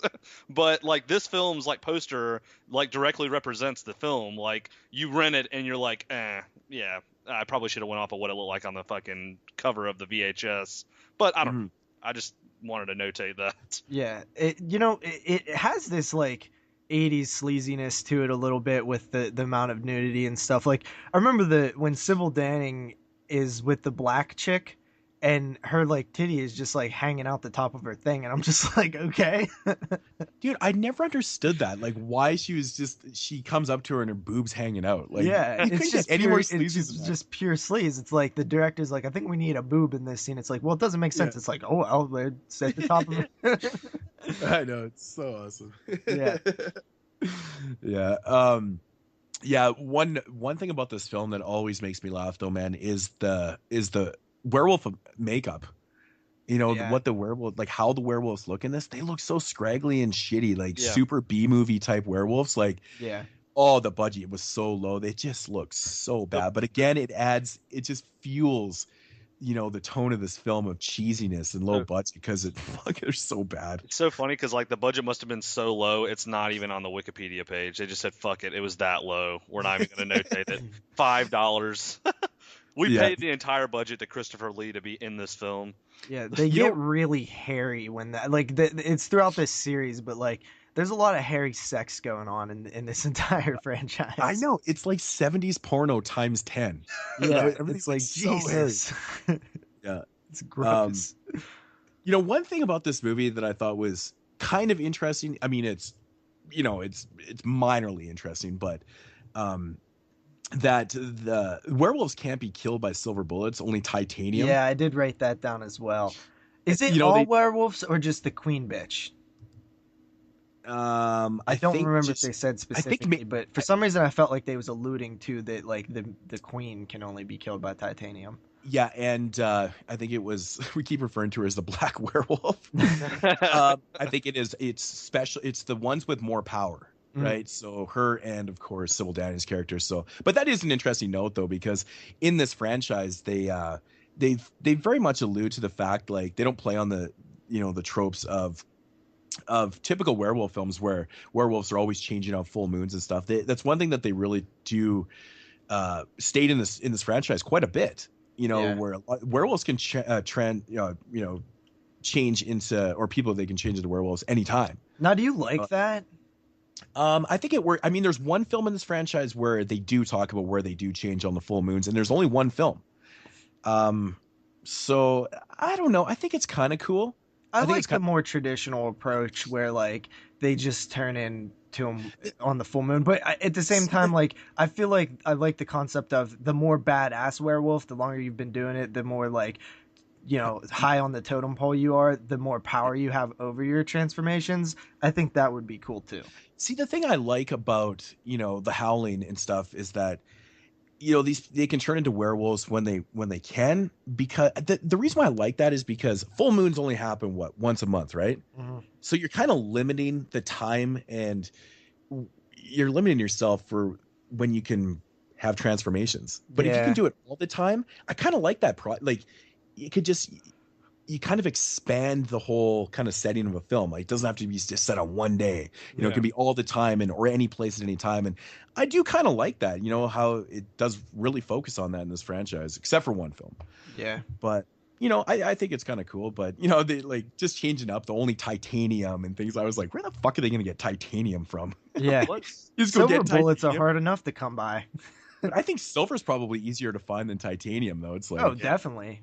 It's just like, okay, but it is what it is. But I mean, at the end of the day, it's like, could you find a silver bullet like in the next like hour? Because I couldn't. Yeah, probably not. I know these people. I always seem to know these jewelers that can just make up bullets like right away. Yeah, that's pretty awesome. That's where they're in Transylvania.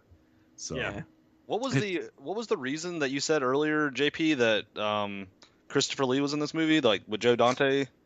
Oh, well, I also read that he wanted to do this movie because he had never been in a werewolf movie. Okay. Which is interesting because he's, old and has done a bunch of stuff. Yeah, I was gonna say because like there's like a funny little like I guess a funny kind of like trivia thing about this movie is like when Christopher Lee was cast to be in Gremlins 2, it says here he apologized to Joe Dante for ever even being in this movie. Yeah, that's what I said at the beginning. Oh, okay. I didn't hear you say it. That's why I thought it was kind of funny. Yeah. Honestly, one of the interesting things about these films is they are loosely based on novels. And what's interesting about the novel series is there's actually a trilogy. So there was literally a Howling II novel. Has nothing to do with this movie, but Yeah. the writer of those stories, he has some special features on the Blu-ray of the first film too. And I believe he talks a little. He might even have a commentary track if I'm not mistaken. So yeah, that's pretty interesting. It's one of those things where, is it better that they didn't take the story for, because even the original film is very loosely based on it. Part 4 is the most accurate to the novel, but at the end of the day, when you watch, part 4, you're like, well, maybe Joe Dante was pretty smart, or whoever wrote the original. But have you guys read the novels? No, I haven't actually. No. Okay. Like the thing with novels is this. Like, I've never read these novels. I have read some of the. If you're gonna kind of talk about a novel to a TV show or a novel to a movie, like I've read some of the Game of Thrones books, and like just kind of going off that, sometimes it's a good thing they don't do certain things in novels and movies, because sometimes the storyline in the novel is a little bit better, but putting it on film's a little bit different. It could go sour. Like with Game of Thrones as an example, complete opposite, not even horror related, but that shows if they put everything in the book onto TV, it would probably honestly suck, because there's a lot of things you can't go from the book doing into a TV show that would probably be boring and things of that nature. I think it's like this. It's kind of better left to the imagination. Exactly. Yeah. I think it would be this, like a very good example of this would be these movies. Like, I have a feeling like the novels are probably better than the movies, but I don't think that translating them from novel to movie is really a good idea, because there's a lot of detail stuff that goes into the novels, and it probably wouldn't go good on film. So I don't know. That's just my opinion on something like that. I mean, we can talk about part 4 when we get to it. The adaptation from the book, but so this one actually, I believe, is the last one to go theatrical. Is that correct? Do you guys know? I think so. Yep. I'm not sure. I believe so. Yeah. Well, it fucking blows my mind that this had a theatrical release. Yeah. Well, in the trivia on IMDb, it says that this film barely made it theatrical. I don't know what that actually means, but apparently barely. It probably didn't do too It well. probably made its theatrical presence because it had Christopher Lee in it, and that was it. Yeah. Like, well, Christopher Lee's in this film, I guess we could probably sell that at the cinema. Yeah, So. I actually can't find any info on a budget or a what it would have made in the theater. It looks like pretty much all the other movies that are in the series, like in the franchise, had a budget of $2 million. So I don't know if it was the same with this movie or not, but it's funny that they don't actually have the budget on anywhere online, which is kind of odd. But I can't imagine it being too high budget. But they actually did shoot like in Eastern Europe and stuff like that, so they had definitely decent budget anyways. Yeah, they had to fly everybody over there, so who knows? I mean, they probably paid a lot for the actors. Apparently, it doesn't show so much on screen, but apparently, there's two versions of this film as well, an 87-minute version and a 91-minute version. So I don't know the differences. I wonder why there's like 4 minutes cut out. That's weird. The original theatrical version was the 87-minute version, and then the recut versions were 91 minutes that ran on TV. It's a TV version, so it includes extra scenes, I would assume.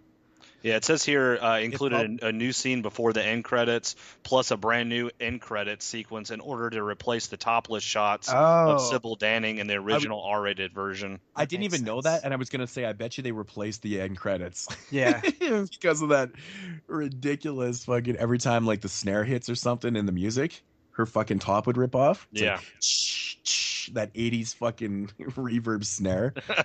It's so good, man. Fuck, I love the end credits of this film are so good. But one thing about this movie that's always made me laugh is just the level of sleaziness, man. Like, honestly, these like werewolf orgies and like just the whole idea of these like super psychosexual kind of beings, I guess, or marsupials or whatever we want to call them. Like, of course, right? Yeah. You have to have that in there, and why not have Sybil Danning in there? Yeah, Sybil Danning. I'm actually not overly familiar with her. I definitely know the name around horror terminology, but wow, man, she gets some big boobs.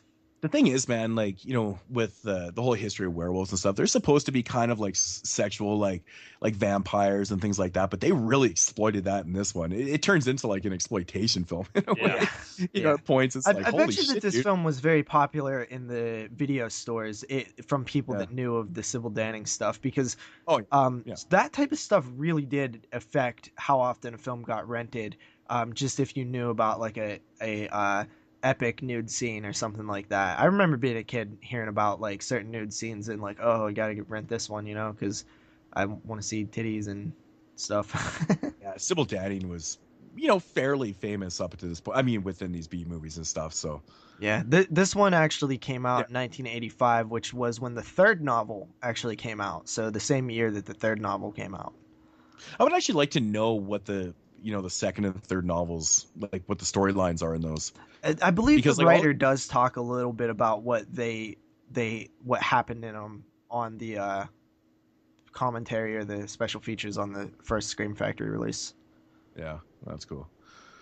Cool. Yeah, this movie, man, it's just so fucking cheesy. Like, I love the fact that it's in Transylvania, and they have this one bit where her brother, or the boyfriend, or the guy, whatever you want to call him, I can't remember his fucking name, and his girlfriend check into the hotel. As soon as they leave the concierge desk, the clerk kind of smiles, and he's got these big vampire fangs. I'm like, it's so fucking cheesy, man.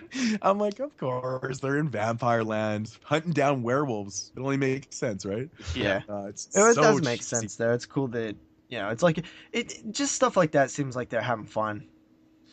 They definitely had a lot of fun with this film. But, one thing about this, it's just like, the cinematography in this film, you guys notice, like, there's just so much sleazy cinematography. It just focuses on just straight boobs and asses, and like some of the shots are just, it's kind of like taken away from everything in certain scenes. You're just like looking at tits and ass. I love that. Yeah. It's like he didn't even give a shit. He's like, well, we're gonna keep this real sexual, man. I love that. It's great. So kind of winding down on this one, do you guys have any final thoughts? Cheesy. Muff. Cheesy is all hell. Okay, we have to comment on how they how do they defer themselves from Sturbia's powers, because she has like this power. She has this werewolf power where she can basically kind of control people, right? But what they do is they bless this wax, just like candle wax in a way, I think it was, at this church. And what they do is they put it in their ears to kind of deflect Sturbia's powers from like invading him, and that's how they kind of get her at the end of the film. Sounds stupid to me. It's so fucking funny. I was pissed myself. I'm like, so that's how the power affects you. It goes through your ears. Like, this invisible made up power gets you by going through your ears. This is what they came up with, right? So what they do to counteract that is they bless wax, put it in their ears, and then Christopher Lee like totally plays like he's under the spell, and then he gets her at the end. Yeah. I fucking love it.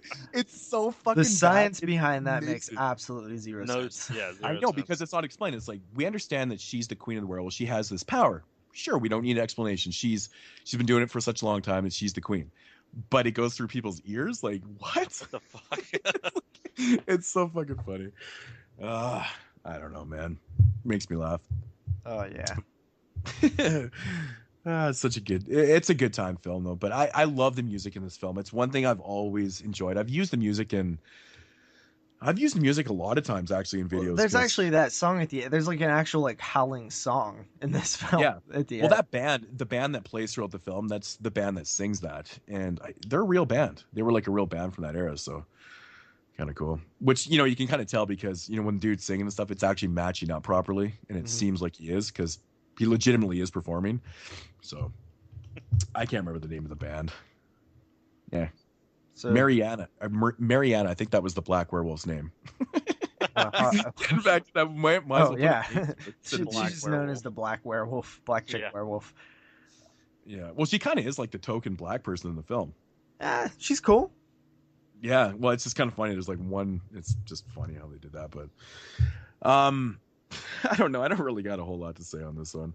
I like something. I like. I will say this is probably the goriest film in the entire franchise, though. Yeah. With the little amounts of gore that are actually in this film. I mean, this franchise doesn't have a lot of blood and gore. No, it doesn't. It really doesn't. Like, and it's pretty sad to say that the Howling 2 with the little amounts that it does have. I mean, there's a couple over the top moments with the eyes exploding out of the head and things like that, but this is the goriest film. This is what you're gonna get. Yeah. When you watch the Howling franchise. Sad. Awesome. Yeah. So want to jump into ratings? You go first this time. Okay. Yeah, man. I don't know. This movie, it's not a great movie by any means, but it has enough fun elements to it that it's got rewatchability to it. I don't know what it is about this one. It's probably a lot to do with the music, and I've always said that to myself about this film. I think that if the soundtrack had been like really shitty, if they had to use like, really bad like hair metal or whatever, I think it would have been a lot different. I think it adds a lot to the film. It just it's just a product of its time, and it works so well for me. Really bad script, terrible sequel to the original classic, but overall it has a lot of fun moments, a lot of really ridiculously thought up moments, like the end credits. Like whoever thought of doing that was just sheer brilliance. It's just so good. They just keep using the same frame of Sybil Danning's boobs. Yeah. I can't even believe that someone came up with that, because it's just so fucking. I always wonder what she thought of that, because it's not like they came to her and said, "Hey, by the way, we're gonna do this for the end credits, and exploit your tits like 30 fucking times." Really doubt that was gonna happen, but it's kind of funny that they did it. But overall, not a great film. Got lots of rewatchability to it. I'm gonna give it a 6.5 out of 10. All right. I guess I'll go next. Me, I pretty much feel the same way about you. I don't know about the rewatchability. Watching it in a marathon makes me never want to watch a Howling film for a few years, probably. That makes sense. I would be curious to check out the special features on the Scream Factory edition. Blu-ray looked good. So yeah, I give it a little bit less than you, with a 6 out of 10. Sweet. Yeah, I mean, I guess I'll get into it. I mean, I feel the same about it. Like, it was very cheesy, and I don't mind the cheesiness of, like, certain 80s films or even some 90s films. It was cool that Christopher Lee was in it. I mean, there wasn't really, much, like, storyline that kept me interested. I remember, like, when I was watching it, I was kind of like, I think this was one of the ones I actually fell asleep halfway through and then had to restart it, I'll be honest with you. But, I mean, it wasn't like a horrible, horrible film. It wasn't the worst film out of this entire franchise, that's for sure. But rewatchability, I don't know. It would probably take a good bit for me to even want to watch, a lot of these movies again, or like anytime soon at least. So, I mean, I gave it a 6 out of 10. I mean, I feel like that's a pretty, like, honest rating for it. I mean, it definitely was probably honestly one of the better films out of this franchise. Oh yeah, that's for sure. To me, it's probably like around an average film, but there's certain things that horror fans will recognize that kind of pushes it above average. Yeah, the soundtrack being one of them. Yeah, I mean, and the Sybil Danning stuff and the gore, and it's just the fun factor kind of pushes it up a notch for me. So that's kind of where I gave that extra point at. So, so that is The Howling 2, Your Sister's a Werewolf. Just 2 years later, Moodz, what do we got? We've got The Howling... Well, actually, it's not even called The Howling 3. It's called The Marsupials, The Howling 3. I hate when titles do that. I hate when franchises do that. Why? Why would they not do The Howling 3, The Marsupials? Right? Yeah. Well, most of the places you look, it does say that, even on my... DVD, but I've seen it as the other way too. That's ridiculous. Do you notice they dropped the "the" too? There's like no "the." There's no "the." Yeah, it's just Howling. They're like, fuck the "the." We're just gonna call this shit Howling and be done with it. Yeah. So what happens in this one, Moodz? That's really annoying that they did that, man. Ugh. Just put it's the Howling. And that's like the stupidest name ever, Marsupials. Like, why would they even just call it Howling 3? Like, when you add the Marsupials, it makes it sound stupid as fuck, to be honest with you. I mean, because technically that's what they're... It's an integral part of the plot, but at the same time, like, any normal person would be like, what the fuck does that have to do with the Howling? Yeah, it's just a stupid word to even put on the title. Yeah, so 2 years later, 1987, we got the Marsupials, the Howling 3, again, like I said before, directed by Philip Mora. And this one is a completely different film than Part 2. Part 2 cheesy, this one, well, let's get to it in a minute here. A strange race of human-like marsupials appears suddenly in Australia. Yes, that's right. We go to the land down under for this one. And a sociologist who studies these creatures falls in love with a female one. Is this a dangerous combination? Yeah. Yeah. So the first thing that I want to say is this film like looks like older in terms of quality than both of the first two combined, and it was 87. 87, yeah. And it just has this like just bad look to it. One thing I want to state right off the bat of this film, it's rated PG-13, and it really does show. Oh, it definitely shows. There's I would like- agree. Yeah, it's a What the PG-13 fuck? film. There's like nothing going on in this one, man. Like, I don't even think that there is any nudity. There Maybe, is. yeah, there is in this one, right? Yeah. But yeah, this one's really tame. Like, it's just basically all story and plot. Like, there's nothing really Like- happening in this movie. So hence the PG-13 rating. It's like they could have rated Yeah. this PG probably. I remember like watching, like I'll say this off the bat too. I remember watching this movie. Like I vaguely remember watching this movie, but I remember watching it. I remember how that I was like, why is the plot? You said it was very plot heavy because it is. The plot was kind of hard to follow. It was just like all over the fucking place, and I was like. And like I remember like the opening scene with like the tribe and like the wolf mask. I was like, this is already fucked. Like this is pretty much fucked from the get go of this movie. I was like, wow, that fucking wolf mask made me laugh so hard though. They had on that guy on the fucking pole. I was like, oh my god. So this one, it Ugh. opens up in Australia with a chick who's like in a werewolf tribe and she wants to get away. She gets on a bus and there's a preacher there and he's like, you shouldn't be running away from home. And he's like, well, my stepfather's a werewolf and he tried to rape me. yeah, that's right. And I was like, oh, that shut his mouth pretty quickly. That's so good. That's the ultimate way of shutting someone up right away. Yeah. That's like the best line from like any of these movies. My Yeah. stepfather's a werewolf. He tried to rape me. Wow. So I take it, where'd she go, to L.A.? It does take place in. It's in Hollywood, I think. So That's she's right, in because- LA, she's just kind of doing her thing, and this guy who's making a movie, Shapeshifters Part 8, and That's right. and he sees her. This movie like foreshadows like the endless sequels of The Howling. It really does. And I felt like this one almost sort of had like a little meta vibe to it too, with all the filmmaking stuff that's going on in there. And basically, he gets her to star in his movie, and they sort of kind of connect very fast, very fast. There's not a lot of development, but they start, being lovers really quickly. Yeah. Oh man. Yeah, that's kind I of. just love how I love how she jumps on that thing though. But he's just like on a break from making the movie. He sees her and he's like, "Hey, you want to be in this movie?" Because it totally works like that, right? Like, what the fuck? Like that's Yeah. how it works in real life. He's like, and he even says like, "Don't you guys have horror movies where you're from?" And she's like, "We don't have movies," or something. So it's like, what the fuck? This chick is weird. But it turns out that she is in fact a werewolf. Yes. And- she is. He goes to take her to this. One of the scenes that I just find absolutely hilarious is he goes to take her to a horror movie because she's never seen a horror movie, and Yeah.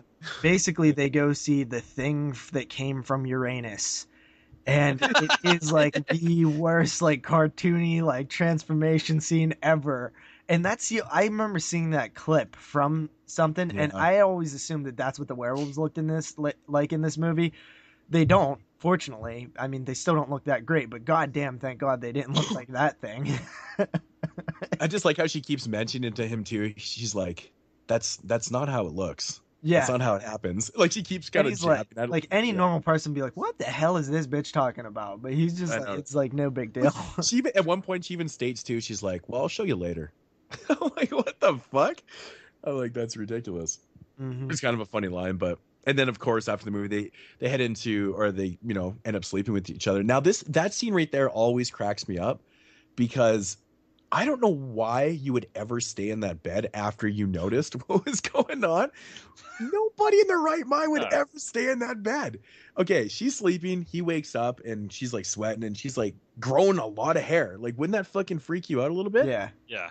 I'd be like, I'm out of here. Like, there's no possible way that's normal for you to just grow that much hair in the last hour. It basically looks like her pubic hair would go up about 8 inches. Yeah, it really did. I'm Where it just like- should end. And then he sees the pouch, and he's like, "What the fuck?" And, well, no, he isn't like, "What the fuck?" Really, he's just kind of casually like, "Whatever." I know, man. It's so strange, man. Like It he's looks just like so... she got a second vagina that's horizontal. Ugh. Yeah. Which, you know, ultimately they end up talking about what the use of the pouch is in the film and stuff. But Yeah, it's just so unbelievable. Like this guy's ever gonna stick around. Like It's that honestly kind of made me such a stupid setup. It kind of made me cringe seeing that. Just like the thought, like if that was like actually real and there was like a pouch on a woman, that's kind of That's like just the disgusting thought for some reason. I don't know. Like, ugh. Just the thought of like a little fucking shitty baby like crawling up in the pouch. yeah. Ugh. So there's also these group of people that were from her family who's like traveled to LA and like can just smell her out or something because they're like showing up. Yeah, their senses are really They good. sniff that hairy pussy out is what they do. Yeah, and you know, basically, like she ends up going back to Australia eventually, but there's a scene early on before that actually that I did notice in my notes where this guy goes falling out of this fucking building, and it's like the funniest goddamn thing ever. Dude, that was like one of my notes. I said, "Man falling off building looks hilarious." It was, I know, right? Listen, I don't normally laugh out loud like you guys do. Like Moodz, I know you laugh at like I do the too. stupidest shit. I don't, but that shit had me like cracking up. I was like, I'm I thinking know, about right? it, laughing right now. I was like, Dude, I bust a gut at that shit. It's probably it's like the only funny, like legitimate good part in the film. Oh, It's yeah. that right there, man. Uh-huh. Yeah. What'd you guys think of the soundtrack in this movie? cheese. The soundtrack's shitty, man. Like I felt like, you know, the opening music to the film instantly reminded me of, I can't remember which Silent Night Deadly Night sequel it is, but it has like the same type of music. I swear it was just ripped off from one of those shitty films. Yeah. But it has like this really, really bad score. I'm just like, oh my god, it's the worst tone. Yeah. This So film bad. takes so long to like get where it's going and like tell you like what the story is because you're Because just it- introduced to all this weird shit. Yeah, Because there's so many characters. Because you have like this scientist that, you know, he's working on trying to prove, you know, all this bullshit that's going on and stuff, and it just keeps kind of jumping around and stuff, and that's all it is. It really does jump around a lot. It jumps That's why I to said the LA and plot's then hard to follow. Australia and then back to LA and then Australia and then with these scientists and then with this clan. I and think with that's these other why guys, and then I this felt guy it- shows up out of nowhere and then this guy shows up out of nowhere. There's like no werewolf action in the film. That's the weird thing. It's like it's just all this, okay, we got to save this race and blah blah blah. Like, you know, this guy's trying to basically kind of figure out exactly what they are and where they come from, and you got this other group of people that are like, fuck them, let's kill them, they kill humans. So he's kind of like, he's almost in a ways like a scientist activist, you know, he's fighting for them and things like that. And there's a lot of this type of political underlay of the film, and it's like, it's so fucking boring. Yeah, that's what I It was going to doesn't say. really- Is like when there's so many characters and so many things going on in movies like this, it just bores the fuck out of you, dude. It's just like, what the It's because fuck? it's not interesting. They don't. You can have a lot of this story, but at least have some type of action filler, like certain things with werewolves ripping people apart, and like kind of justify these assholes that want to kill these marsupials and keep them oppressed from society because they just want to be. They are human form, right? They just want to kind of be in society, but you know, you got these oppressors and stuff like that. And I understand like the whole undertones. This movie has a lot of undertones to Australia in general. Like this type of thing is very much about what they used to go through, right? In Australia, it was about the natives and stuff. So it has all that type of going on, and I understand that. But it's not interesting. It's a very boring film, and it's honestly, it lacks in direction a lot. They should have had a lot of moments where, you know, to prove and, you know, have some werewolf action where they're killing people and things that are going on to kind of justify this group of people that wants to take him out and stuff. It just doesn't feel right. It just makes them look like they're complete shitheads and are just like, fuck them, we want to kill them. They kill people and stuff, because they even show the backstory with the Tasmanian tigers, you know, how, and like people didn't understand these tigers. So what they did is they hunted and killed them. And that's really what they wanted to do and understand with this. The scientist is like, well, you know, we got to fight for this, blah, blah, blah. So it has all this political agendas and just heads butting. Oh, fuck, man. Yeah, I actually don't think it's that. Well, it is bad. That's for sure. But I actually wasn't that bored in this one, if I'm being honest. Like, I felt like every time there was like down moments. You got the scene where they go to the movie theater and there's this ridiculous thing on screen, or they go to the party and she starts freaking out. Or honestly, the birthing scene made the whole movie worth it to me, because I was like, what in the hell is this? Yeah, that's one thing I've never been able to understand is like, Buddy, it's like she finds out she's pregnant with this guy's kid, and they have this little fucking whatever. It's like, it doesn't even look like a mini werewolf. It kind of looks like it's not supposed to be. They're not like werewolves. A fucking rat. Yeah, well, they're yeah, exactly. They're actually not werewolves. That's the one thing about the film that I found kind of interesting. But anyway, she does have that baby, and the dude finds out that she's like, I'm sorry, but like much like cat people, if I find out you're a fucking dog, I'm not gonna love you anymore. You know what I mean? Like, it's just it's weird. It's actually, I'm sure it's illegal. Like, bestiality is not legal. It's weird. You're a weirdo. I don't care if you love her. It's weird, guy. I never really thought of the bestiality angle. Yeah, but it is kind of funny how they created like this thing living in this pouch, because it's just like, that's so Australian with kangaroos. Right? They just basically ripped that right off from kangaroos. Well, no, they ripped it off of thylacines, which is the werewolf thing that the wolf creature that they show. That's a real living creature. It's not anymore. They're extinct. But I did a little research into it just because I was curious, and those things look freaky as hell. There has been reported sightings that they still exist to this day, but they are classified as extinct. And they had pouches. They actually had pouches. So it's actually kind of interesting that the director did at least attempt to do something different, where he's like, he looked into this creature that is sort of woofy. It's like, it looks like a dog type creature, but it's also like a marsupial, and it's one of the few carnivorous marsupials that are actually out there. And he goes and he's like, this would be kind of cool to make a werewolf creature like out of these, because it's like still sort of like in the werewolf vein, but it's something different. And I was like, I actually like that. It was kind of, they're called thylacenes, and they show the footage. That footage is actually stock footage of like the only footage of these thylacenes. It was made way back in the day. So I thought that was cool too, that he went and got this information. But it just, like you said, man, it is just messy. It is all over the place. It feels like at a certain point there's like a quarter of a solid idea here. So there is some pretty interesting ideas and things that are going on. But short and long of it, this movie really does lack in direction. It just feels like there's not anything there. Like, I mean, there's a lot there, but it just doesn't. It feels so jumbled. You're like, hey man, you just need to kind of sit down and kind of focus on a little more fun in the film. Like, it's so bland. It's so bland. And one thing about this movie, man, I just find to be overly tedious, man, is the third act in this movie. Does it seem like it's not ever gonna end? It just keeps going that's on kind of and the on. intention a little bit, because it's stretched over a few years.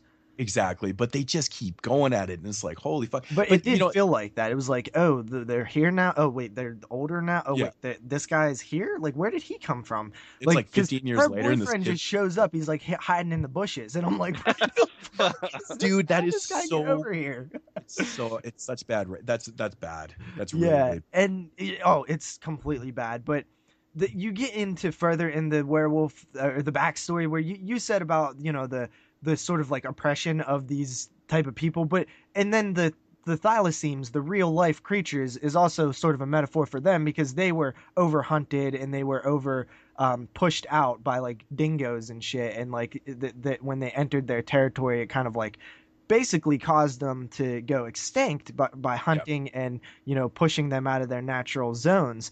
But something that they also add to the goddamn story is that they're all relatives of like these actual animals. Like, the spirits of the last of these animals after they went extinct like inhabited humans and then created this race of marsupials, and it makes no fucking sense whatsoever. Exactly. Like, I mean, it feels like there's an idea there, but it just wasn't thought through in full. They use this like fisheye lens towards the end, where it's like all like weird looking, and there's one scene where the dude's like in a goddamn tent and he has a gun, and then he's like, he sits the gun down and grabs a goddamn rocket launcher. Like, what are you gonna do with a rocket launcher, bro? I know that the one scene where they're at basically the marsupials camps and stuff like that, it fucking looks like a post-apocalyptic film in those scenes. It looks like The Hills Have Eyes. Yeah, in a sense, yeah. To me, it just, as soon as I looked at him, like, all of a sudden it just feels like I'm watching like this post-apocalyptic film and everything's just kind of a mess. I'm like, I don't know. Yeah. It seems out of place to me that it was that messy. Like, I don't know. It just seemed weird to me. So There's some of the pretty- sets not really Actually, the best. I wrote this down in my notes that I just realized. So the backstory was a man fell in love with a wolf, and then the spirit of those wolves, which were these thylacemes, visits them to this day still, and it's like a part. It's very like Native American-y, which They said that, well, so that's the whole, weird. that's where the whole oppression of the natives of Australia comes in Yeah. and stuff. But he literally said that it was like, it actually inhabits them. It actually goes Yeah. into them. And that's what it is. It like physically spiritually, I guess, or whatever you want to call it. But So they do capture the stepfather one, and they find out that strobe lights can force them to transform. And at first I thought the werewolves looked really stupid, but then I was like, oh, they're based They off have these really stupid looking seizures. animals. They So fucking that's have why they look epileptic kind of seizures stupid and- as well. change but they form. do look really fucking stupid though. Yeah. Oh, they look fucking horrible in this movie. Yeah, They're the effects, cheesy as hell. makeup, and it's so bad. It's so bad, dude. That was like the main thing in my notes was like the werewolves look like the worst fucking werewolves I think I've ever seen in any movie. Like it's just fucking The bad. one has like this big wide smile looking thing, and it just cracked me up. There's Oh, some man. there's some pretty interesting like small facts about this movie. I Like? saw here that Nicole Kidman was originally slated to play the role of Jeroba or Jerboa. However you Yeah, say her the name. main girl. Yeah. Yeah, and then like the first season of The Sopranos and the season finale, Meadow Soprano was watching this movie on TV. Really? Yeah, Crazy. I didn't even notice that. yeah, it's pretty funny. So another thing is the budget is, listen, this is how it's wrote on Wikipedia, 2 million or 1 million. It's such Or a big 1 million. jump. It's like, okay. Oh, AKA, man. we don't know how much fucking money that they put into this movie. Yeah, this is one of those type of films where they're really trying to be sympathetic to these characters. These what a lot of people in the film are calling, they're supposed to be the antagonist, but they're not the antagonist. Type kind of deal. And I don't know, man. Sometimes you want to feel sorry, but it's like same time it's just executed so poorly. That I have a hard time feeling anything, right? It's like, I understand, it's this whole oppression. They're not the antagonists, blah, blah, blah. But it's like, my God. So one of the Oh, things, man. this film, and it's mentioned in that documentary that I mentioned earlier, it actually had a very big cult following in Australia, which makes sense. But also it killed in the video rental stores of the 80s and 90s and, the HBOs of the world. I For bet some I know reason. why. I bet I know why. Probably because the cover looks pretty cool. Yeah, it does look a little cool. That's probably why a lot of people, because a lot of people that went into video stores, they probably hadn't seen or even knew what the Howling was back then. I mean, some people did, but they're like, oh, it's a werewolf film, and the cover looks cool. Like, let's get it, let's rent it. It'll be a cool rental for Friday night. That's probably why it did good in like rental stores, is what I would assume. If A lot I of people wasn't go off so colors. OCD and I seen that, because I can't watch things out of order even if they have no continuity. If I would have seen that cover and I wasn't OCD, I totally would have grabbed it, because that cover does look pretty cool to me. Yeah, it's pretty neat. Like the poster itself is pretty. I mean, if that Yeah. was the cover of the VHS or the DVD, or It's like had to be. it's like a typical 80s film, man. The cover art's way better than the film itself. It's exactly. like a perfect example, man. Ugh. That's crazy. Nicole Kidman. Yeah, I bet she's glad she didn't fucking take that role. Yeah, And so the this acting is in this film is technically so shitty. an Australian film. This was part of the Ozploitation untold history of Ozploitation, that documentary that came out a few years ago. They focused a lot on this one. Oh, yeah. man. So I don't know, man. I can't take anything away from this one, man. It's like, the acting is atrocious in this one. Like, you think the acting is bad in part 2? This one, I like, everyone sucks. It's just, the acting is so bad. Yeah, it really And is. it's like some of the, like, just kind of overacting at points and underacting, and it's like, oh my God, it's just a fucking mess. It's such a mess. yeah, it is. It definitely is a mess. Do you guys have much more? Or do you want to get into ratings? We can go ahead and get into ratings if you want. I'll start this time. Okay. So, pretty much, there really isn't much to say about this film. What I wrote down in my notes was pretty much straight up what we've all talked about the entire time. The plot was really hard to follow because there was too many characters in the fucking movie and like too much shit going on during the movie that I was literally, I remember specifically watching this film too, and I was so fucking bored. I was like, oh my God, I hope the rest of these are not as bad as this. And like the special effects, there really is none, but I mean, what's there of the werewolves are really pathetically thrown together. You would think that like with Philip Mora, being the director and he wanted to make this film because he was kind of upset about a lot of the stuff that happened in the second movie. You think he'd try a little bit harder with at least the effects, for the most part, but it doesn't seem like they really gave a shit. They just kind of threw it together. It was very sloppy, and you could tell with a PG-13 rating that this is what you're going to get. It was just way all over the place. The acting was really shitty. I ended up giving this flick a 3 out of 10. I mean, there's no reason for me to ever watch this film again, ever. Yeah, I think I've watched this movie way too many fucking times, but I understand what he's really trying to accomplish here. Like, JP noted on the fact that there's some pretty interesting ideas here. The direction is really, really lacking. Maybe he's just not a great director. I haven't really seen any of his other work. I don't really know what he's done except for these 2 films, but I think that's the biggest problem with this movie is that it has these ideas that are really strong, especially in Australia.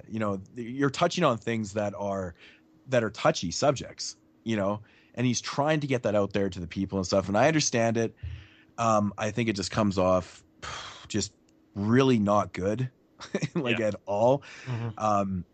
And there's even points in this film where, it's like, I don't even understand why he even threw this one part in there. I think when the scientist is talking to the mayor at the end of the film, and he's like, yeah, well, he went off and he hooked up with the werewolf or with the marsupial, and he goes, was she a female? And he's like, yeah. And he's like, well, thank God for that. Yeah. There's like moments in the film you're like, what the fuck was that? Just to touch on one other thing that I forgot is the strobe light. They set it up for the end, and it's like kind of a callback to the first film, where now this girl is a big time actor. And basically what happens is she is accepting a award, and all the cameras make her turn into a werewolf because it's like a strobe effect. You mean to tell me that she's a super famous actor and she's never been photographed until now? Yeah, I know. So stupid. But yeah, and honestly, it's one thing, like, I really can't stand the end of this film. It just keeps kind of going and going, and it just, it's trying to make you feel for him, and then it kind of goes back on that, I don't know, man. It to me, it's just a complete mess. I've never liked this movie. I've seen it, like I said, probably too many times. I don't know how many times I've seen it, but I always try to like these type of films. But for me, I couldn't really take anything away from it. It's just a boring film to me. It's really boring. It just needed to have more filler, or not less filler, more action, things like that are going on. And to me, this is honestly one of the worst films in the franchise, even though it does have some of the better ideas. It's just executed so poorly and beyond belief that I can't get over it. And I give it a 2 out of 10. Okay. What was Kyle's rating? Just because I missed it. 3. 3 out of 10. Moodz is a 2 out of 10. Okay. So I will go into my thoughts on the film, my final thoughts. This is actually probably going to be one of my new favorite So Bad It's Good films, up there with like the Troll films. I actually did enjoy this one quite a bit. I wasn't that bored. It is absolutely 100% a terrible movie. That I'm not defending that. That's true. Everything Moodz said about it in terms of it being bad is absolutely true. Yeah. I rate these ways where like I take the film for what it is, what the film actually is technically. So my rating is going to be a little low on this one. I just got to say though, man, the mother effing like ideas in this film are just so out there that what happened was this guy was like, oh, I'm going to make a Howling film and I'm going to make it batshit crazy. But he didn't realize that batshit is a specific type of shit, and he just went and got any old shit, and he ended up coming back with bullshit. So that's essentially what this guy did. It was supposed to be batshit, but he only like got mostly bullshit. But it still leads to be ridiculous. The final thing I'll say on this one, I figured it out, guys. 1987, right? That's when this came out? Yeah. Okay, 1987. This is about the time where we've seen producers really step in. This film is the exact reason why producers no longer give creative control to the writers and directors. Because they come back, they give him a bunch of money. He's like, I'm going to go to Australia and make this Howling sequel. He's like, all right, man, here's the money. He comes back with this. And then the producers are like, never again. Never again. So that's what happened here. And it's all the Howling 3's fault. I give this one a 2.5 out of 10. It's an awful movie. And what is our Hall of Pain qualification? Under 9.5. So if you actually manage to hit 10 with 3 ratings, you're safe. So it has to be under 9.5. And what was that? Kyle 3, you 2.5, and me 2. Yeah, that is a 7.5 out of 10. This is our newest inductee, Howling 3, the Marsupials, into the Hall of Pain. I probably would have given this film maybe a 1.5 if they didn't have the awesome The Beast Within and Birds posters. Oh yeah, I did note that, and I totally forgot about it. Yeah, no, didn't like one of the guys like work on The Beast Within or something that was in this film? Probably that would actually make sense. Yeah. Yeah. So that is Howling 3. I actually had fun with it, but it's awful. Yeah. Stupid stupid. I keep wanting to say werewolf marsupial love stories. The fucking stupidest name, Howling 3, the Marsupials. It's fucking stupid. Oh yeah, the director directed The Beast Within. That's a Philip Morris. He directed The Beast Within. Yeah, that's a huge contrast on like quality. Shit, I didn't even know that, man. I actually he has like 49. He has 39 director credits, and he has 3 films coming out in 2016 and 1 in 2017 in production, pre-production, or filming. Holy crap, man. And another 2 announced. So this guy makes quite different films. You know, you got the Howling 2 to 3, which are like, they're like complete polar opposite films. And then The Beast Within. It's actually pretty good. Yeah, and he actually, this sounds like a trauma. Pterodactyl Woman from Beverly Hills. Oh, that film? Is that a trauma? Because he did that. Yeah, it is a trauma. 1997 trauma. I think he actually did a couple trauma films, to be honest. But he did 1989's Communion. So that's interesting. He did The Beast Within before The Howling 2 and 3. Mm-hmm. So that's really interesting. He did Mad Dog Morgan from '76 as well. That's right. That's the other one that he did. Mad Dog Morgan's awesome. So he actually did. He just went boom straight downhill. He just went way downhill. Mad Dog Morgan and The Beast Within's pretty good, and then The Howling 2 and 3. What the fuck? Wow. And then he even got worse with those trauma releases. Holy shit. Yeah. Wow, that's an interesting career.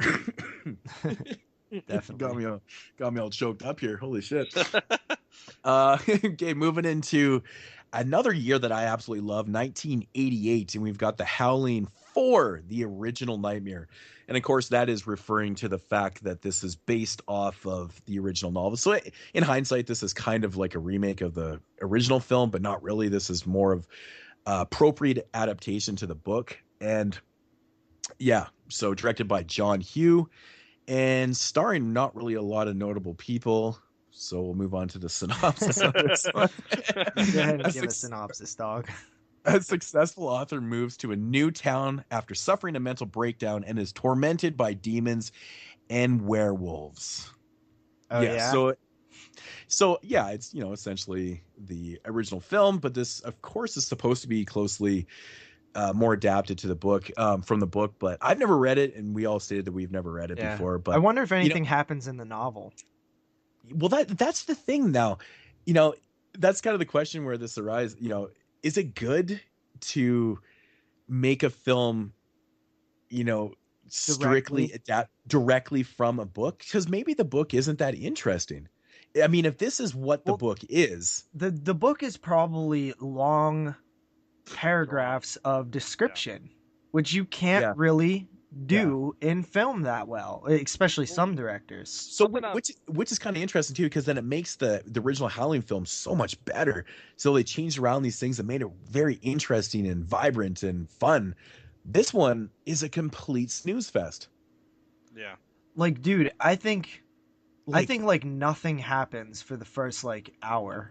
Dude, the action starts with 11 minutes left in the film. And then you get probably one of the most bizarre scenes in a werewolf film of all time. Yeah, and we'll get into that. But first, let's talk about how much walking and talking goes on into this movie. A lot. Let's talk about how many mullets are in this movie. Let's do that. Mullets. Well, right off the top, we got this great 80s track. Kind of sets the stage. I'm like, yeah, no, man. I totally was like, I'm going to like this movie. As soon as it started, I was like, it's going to be dark and creepy. It's going to be like a horror film. It does kind of set it up for like, it's going to be awesome. Yeah. Great music. Yep. Whew. It's so funny. Like, one of my main notes that I actually I put in bold and underlined was Richard the husband has a sick as fuck mullet. That's good. That's like funny that like I watched this whole movie and that's the main thing I take away from it and put it in bold. It's fucking Richard's mullet. Dude, I'll tell you one thing, man. Even though this film is boring as hell and nothing happens, I think that we got to step up in cinematography. Yeah, it does definitely look a little better for sure. Yeah, they use fog and shit in scenes, and I'm like, okay, at least we have that. That's literally one thing that I actually did note was, at least in this film, there's a little bit of atmosphere compared to part 3. Yeah, it actually has like a kind of thick atmosphere. It almost is like a lesser version of the first film in terms of atmosphere. That's the thing. Like they tried to put some atmosphere and the shots of the woods and things like that are going on, but it just was not as effective as the first film because nothing really comes of what they're showing. At least they tried. I mean, it's better that you try and do something like that than not do it at all. Like previous films. It's always letting you down in every scene. Like it's kind of building up to something and then really nothing happens, just kind of cuts back and to a different scene. You're like, I think the most action in the first hour of the film is a dead poodle. Yeah, I know, right? Yeah. I did sorry, Kyle. No, go ahead. That's one thing about this movie that I could never understand. Like they were really kind of stretching for ideas to kind of, fill the void in the middle of the film before the big, awesome finale. Like really, so your dog was missing, but you're going to go and tell the sheriff about it? What a random person to tell. There's got to be 20 minutes of the film that's dealing with this dog. And it's like, are you fucking kidding me? Like really, like the sheriff gives a shit that your dog ran into the woods. Like it's so weak. The plot is just so weak in this film. They're grasping at straws in the middle of this film. They are, and there are things that I look at this film and I really paid attention to the moments that are happening, the long moments that are happening. But if you would isolate some of these moments and put them in a different film, like the moment where she like hears this wolf outside and this like howling sound, like isolated moments like that are good moments in other films, but because you don't have anything in between these little moments of thrill that's supposed to be this slow burn atmospheric tension building thing, you have no payoff and you have no scenes in between that to keep the story moving. They're just wasted. It's useless, pointless, and because there are like decent like isolated scenes. I completely agree with that, man. Like Marie is supposed to be like, she's an author, like she writes books, right? So as being a writer, you're kind of an investigator. That's what you do. You do research, you do things, you go and write books and stuff. So you're probably pretty good at figuring out things, but she's not really the one that's kind of figuring out this whole mystery of what's going on. It's more her friend who is looking for her nun friend.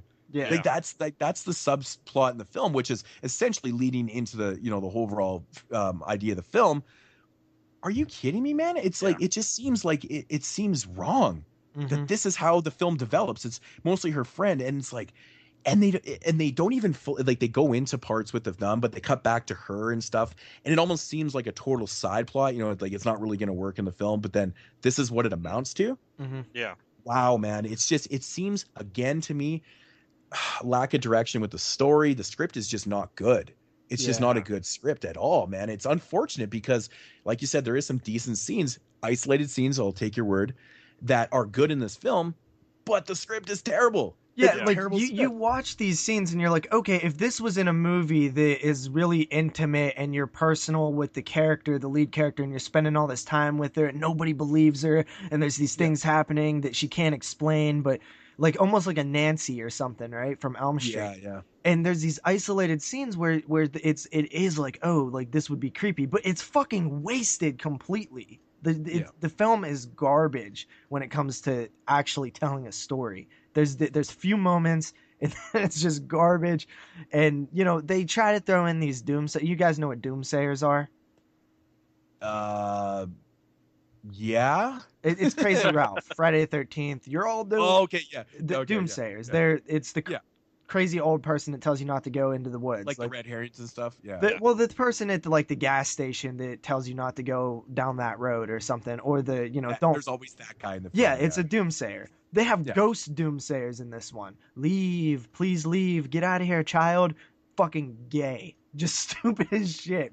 Something that I noticed with Marie that was kind of like Marie and like Richard, her husband, that was kind of just like super, super cheesy is like every time they heard like a howling in the woods, they would automatically suspect shit's about to go down. Like, I hear howling, I live in South Carolina, so you hear howling around here, fucking mountain, there's like there's something else. It's like an animal, but these motherfuckers are like, oh shit, it's a werewolf in the woods. And like, there's like really like they automatically suspect it's something that's bad about to happen. It was just like that as far as like the plot was kind of just cheesy, and they kind of like threw it in there. And then one of the other things was Marie was seeing a lot of retarded looking visions.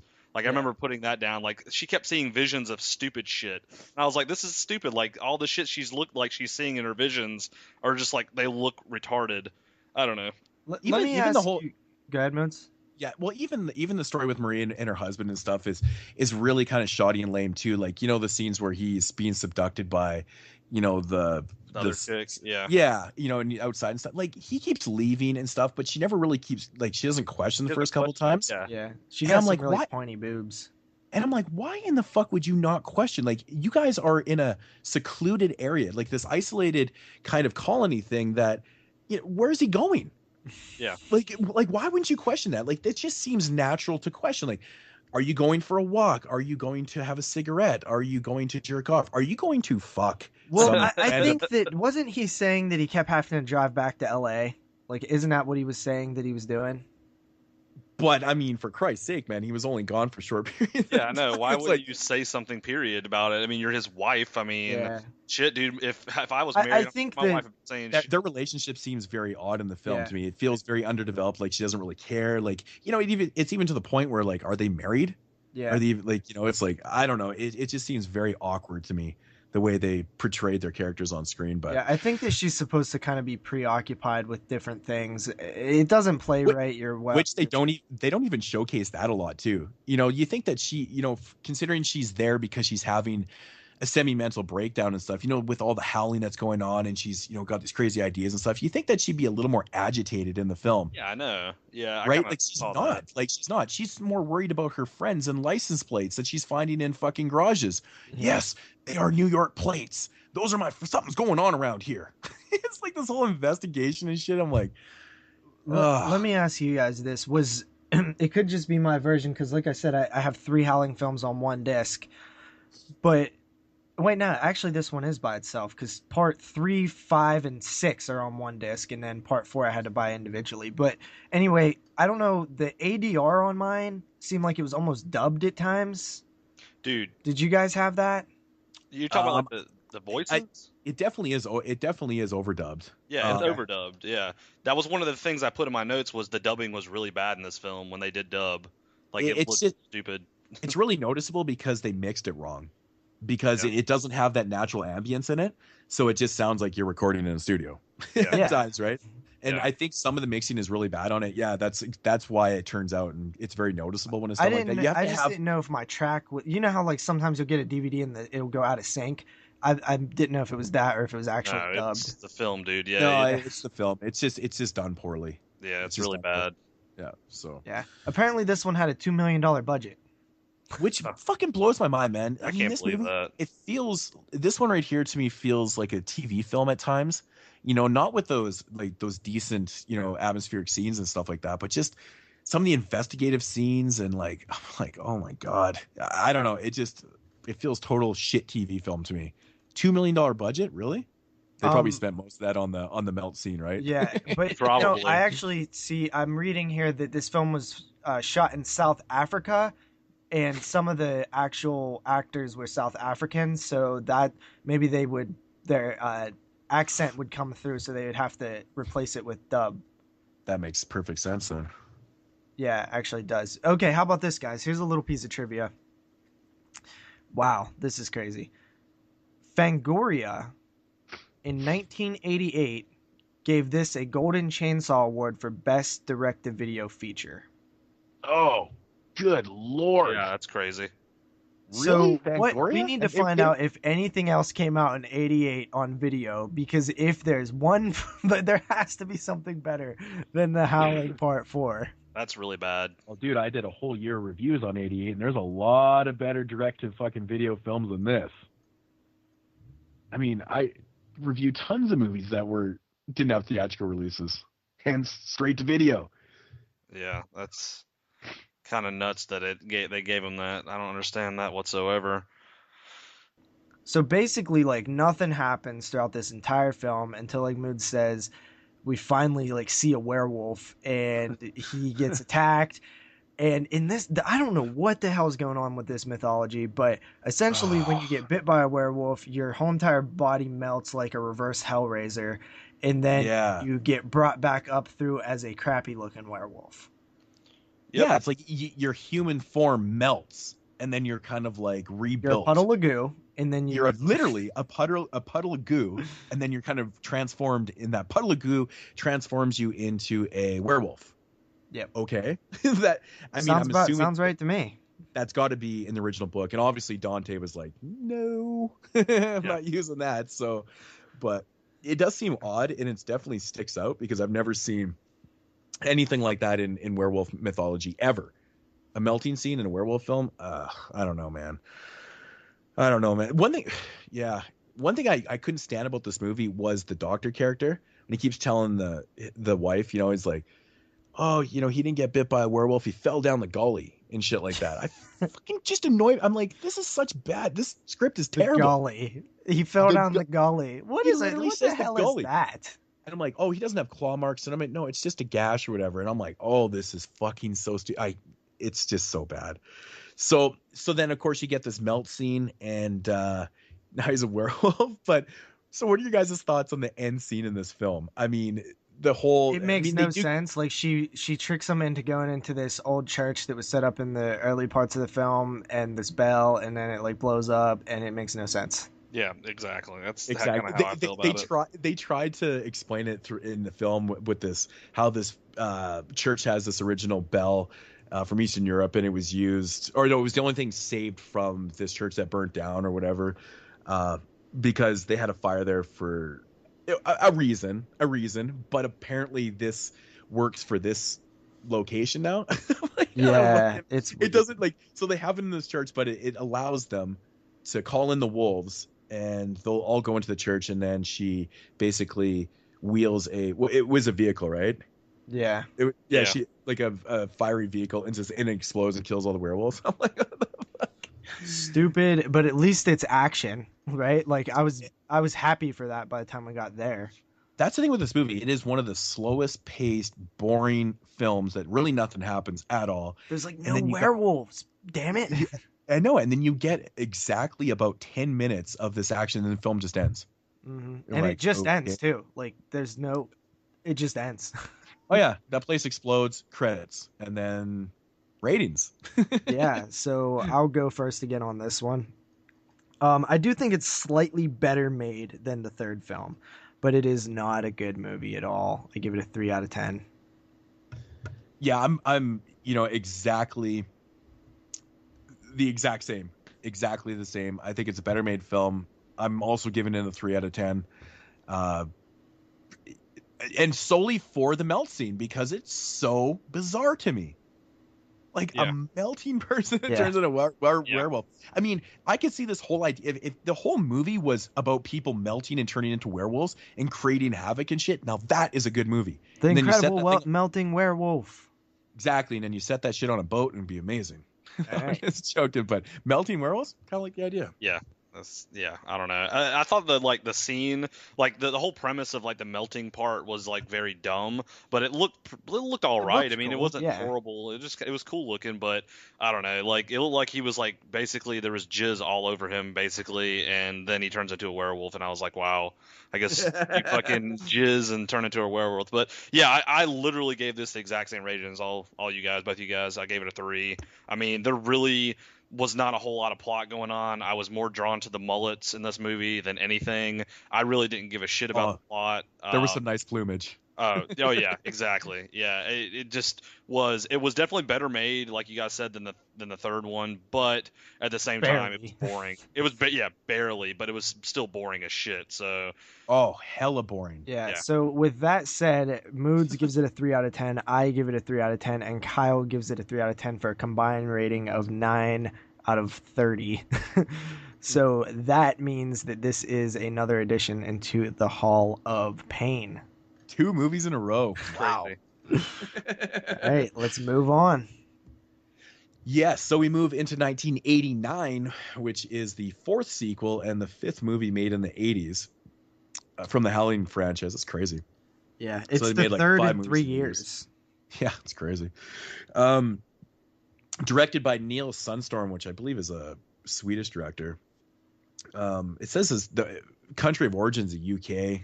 Which is really strange, obviously funded through the UK. But the Howling V, The Reborn from 1989, a group of strangers visit an ancient Hungarian castle and bring along a werewolf. That is the worst synopsis ever. Okay, so this is a full moon style castle where somebody is a werewolf and it's a whodunit. And there's a bunch of walking around and talking. Actually, this movie is shot in a real castle, which is kind of cool. I do like the castle. Like, I've stated many times, that's one thing I love about full moon films is their castles and shit. Yeah. I always like castles. Because they always go on location to like Rome or something. Yeah, I love castles. I love the setting of a castle because it's big and it's mysterious, because castles were literally built with secret passages in them for, so they could hide inside the castle from their enemies and stuff like that. I always like that premise. I think it's fucking cool that they built those like that. But this castle is really fucking cool. Basically, what this movie is big shout out to Luis. He stated one time that this movie is basically 10 Little Indians by Agatha Christie. It's the same premise. Yeah. A bunch of people get brought to this place. This place basically, or a bunch of characters. It's like 10 of them or something. Mm-hmm. They're all brought to this castle. And of course, one of them is a werewolf. They do not know who it is, so it turns into a whodunit film, and it's basically kind of a slasher-esque film with a werewolf. People are getting picked off one by one in very slasher-type ways, but it's done by a werewolf. Yeah, kind of strange. It is. Essentially that's what it is. It's kind of strange. It's like a totally different premise than all the other films. But, this one right here gives you the backstory which is set in 1489 in Budapest. And yeah, it's this little mini backstory about these people that were all fucking, they were all slaughtered basically. And there was like this curse. And now present day, what eventually people learn in the film is that, they have no previous engagements to each other. They didn't know each other, and they start to realize that they have this kind of weird connection. And it turns out that one of them is a werewolf. They're like a descendant of the werewolf or the curse, and this person needs to be killed to end the curse. Yeah. So this one, to me, was way too long. Like I feel like this whole movie could have been done in 70 minutes. Because the whole time you're probably thinking full moon. Yeah, I was just like, this feels like a full moon film. It should be 70 minutes. Why is it an hour and 38 minutes? Dude, this one was the hardest one for me to watch. Really? That's really saying a lot right there, to be honest with you. Yeah, crazy, man. I actually really enjoyed this movie, to be honest. I do agree it's way too long. They could have cut down so much random dialogue in the film that definitely wasn't needed. It was not progressive dialogue whatsoever. Some bitching, some whatever. shitty acting, stuff like that's going on.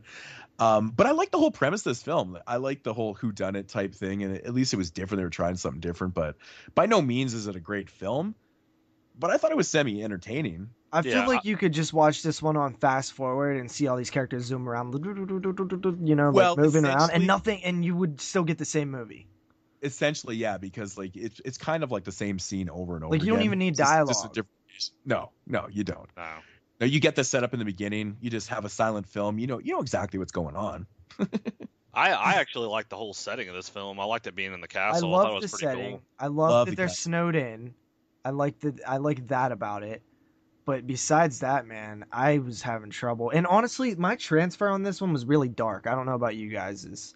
No, my transfer is actually really good. Yeah, this is one of the 3 on 1 disc films. So that would explain it. The transfer was not the greatest on this one. The other 2 films, it was fine. This one, it seemed extra dark.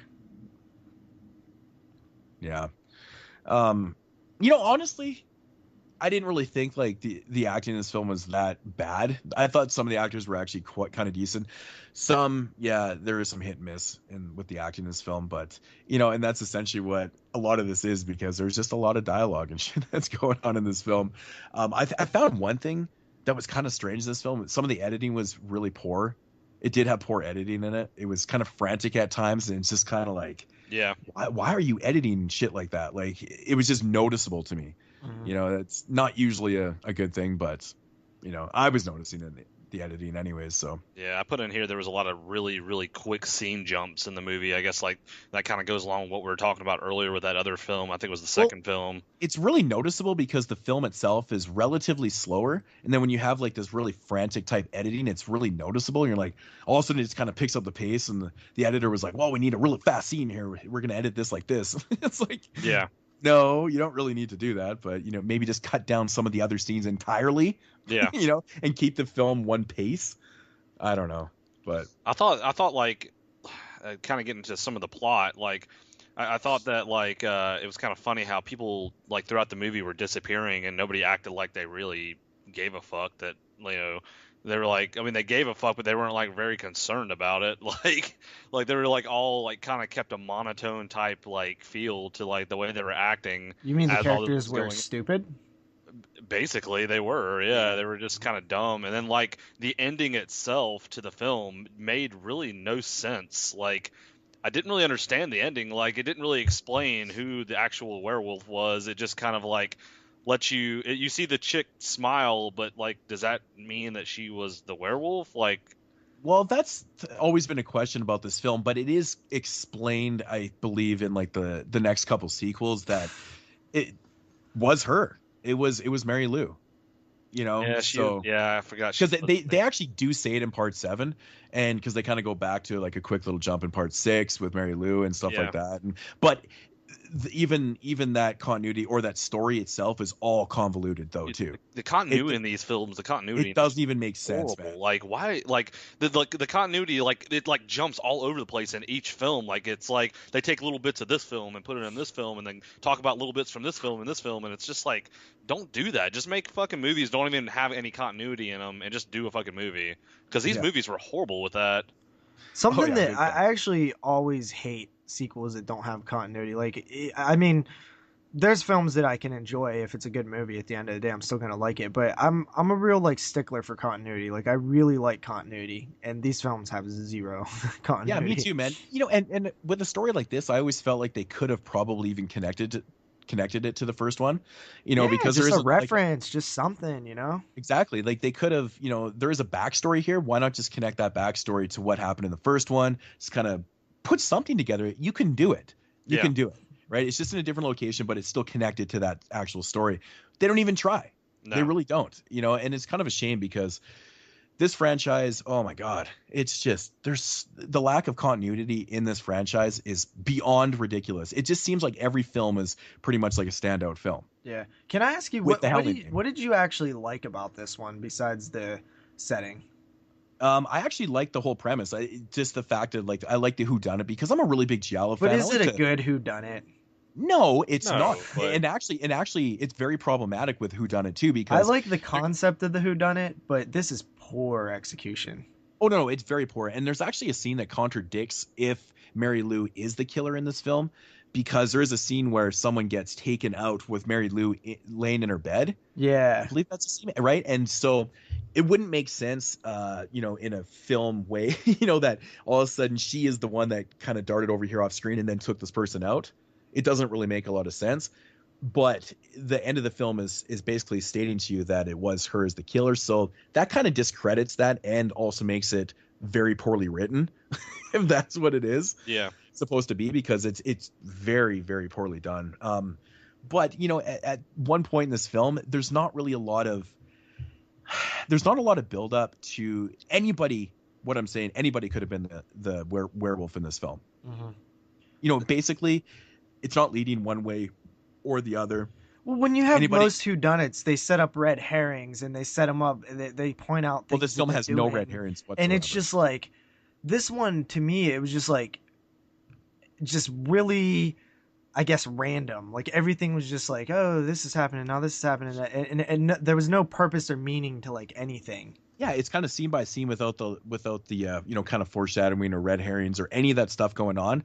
That's what I was saying about anybody could have been the werewolf. They just it seemed like they just kind of shot this film and then went, okay, we're going to throw in this little smile, this wide open smile at the end, and she's going to be the killer, even though we kind of fucked that up with the bedroom scene. I'll be honest with you, I didn't expect her at all to be like the werewolf, but like I thought it was the but they do hint at it though.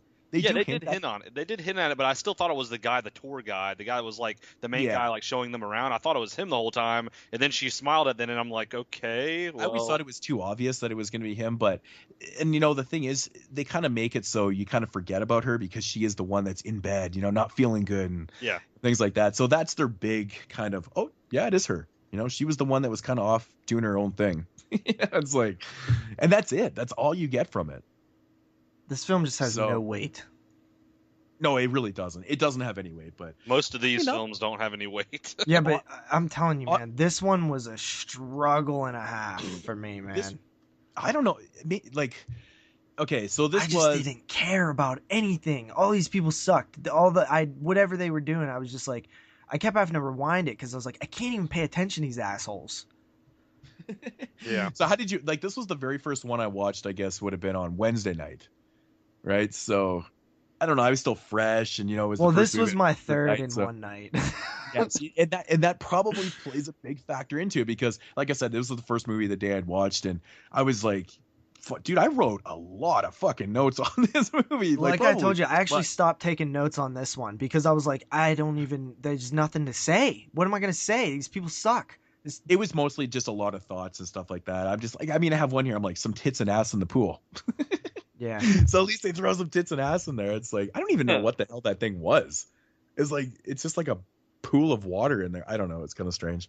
I guess that's what they have in castles. I don't know. But, at least the biggest thing for me with this movie is that it wasn't boring to me, at least, because like I said, even though it was a poorly done whodunit film, it didn't have the elements that make a good whodunit film successful. It didn't have any of that.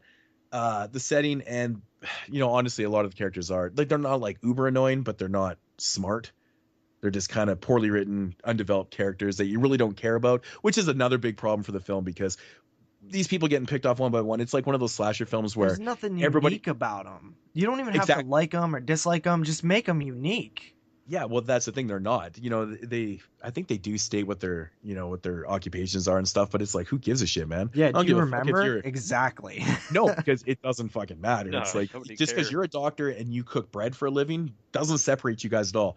Regardless, you guys are in this castle and you're both going to die, and you're the same person. So I like the idea of like the concept, like, oh, it's going to be a slasher with a werewolf and it's a whodunit and they're all stuck in this place and they can't leave, and there's going to be, it's like Scooby-Doo, like they're splitting up and shit. But like, I love that idea. It's just, it was just so disappointing. Kind of reminded me of like a Resident Evil video game, kind of the way it was laid out in that castle. Because like in the first Resident Evil game, they're in like a big mansion and they're having to figure out like where everything is and who did this and who did that. Yeah, or like House on Haunted Hill or something. Yeah, it reminds me of that. To be honest with you, man, I like this movie. I didn't think it was like Why? I don't. I hated the plot. Don't get me wrong. I thought the plot was boring, but I think the setting was pretty much everything I liked about the movie. It's like I just like things like Mood said, like whodunit type films. Like it I kept me love interested. whodunits. It's just like that set. It's kind of like that House on Haunted Hill thing. You know, a bunch of people are just kind of brought together inside this house or this castle or whatever. I mean, it's different than House on Haunted Hill. Of course, storylines are way different, but same type of premise. These people, but you know, these people actually have something in common, which is what it is. I mean, that's not even fully explained either. It's like how are all these people related and they don't know. You know, it's like they're so closely related that they have the same mark on them, but they don't really know any. Yeah, I was like, what of the each hell other. is this Thorn? Fucking Yeah, Howling that's VI and shit. It made me laugh too because like the scar that was on their arm or the birthmark or whatever was just so pronounced too. Yeah. Oh It's God, It's yeah. like, how the hell man. nobody noticed that? Yeah, I know. Yeah, it's like a perfect triangle. Like okay, Like a fucking Illuminati symbol. Mhm. yeah. God damn. Yeah, this one right here, there's not really a whole lot to say about it because it's just such a simple premise. I mean, I thought there was scenes that were shot pretty decently, you know, but unfortunately, there's just really lacks in kills and stuff. Like if you're gonna make like a slasher-esque werewolf film, you know, at least work on the kills. You know, have people getting ripped apart. You know, focus on that aspect because that's what you're setting up to be. It's a slasher film with a werewolf. Let's see some fucking torn out throats and let's see some shit. I mean, you know, those are the things I don't necessarily need, but for a film like this, yeah, I do. So I think at this point in time with these movies, we have an underlying reason why these aren't that great of films, and that is Clive Turner at this point. Like he's had something to do with almost every sequel so far, and I think he's one of the only ones that's had something to do with almost every sequel. And I guess he just fucking sucks because that's the only thing I can say about that. He just Don't sucks. be hating on Clive Turner. Shit. Okay, wait till the 7th film, and then we'll talk about that. It's gonna get bad. So Can we go into ratings on this piece of shit? yeah. And that's really, the only reason why I got that directing job too, right? Just he was always involved with something. He was like, I can make a movie. What do you got, Moodz? Yeah, oddly enough, man, I kind of enjoy this one for what it is.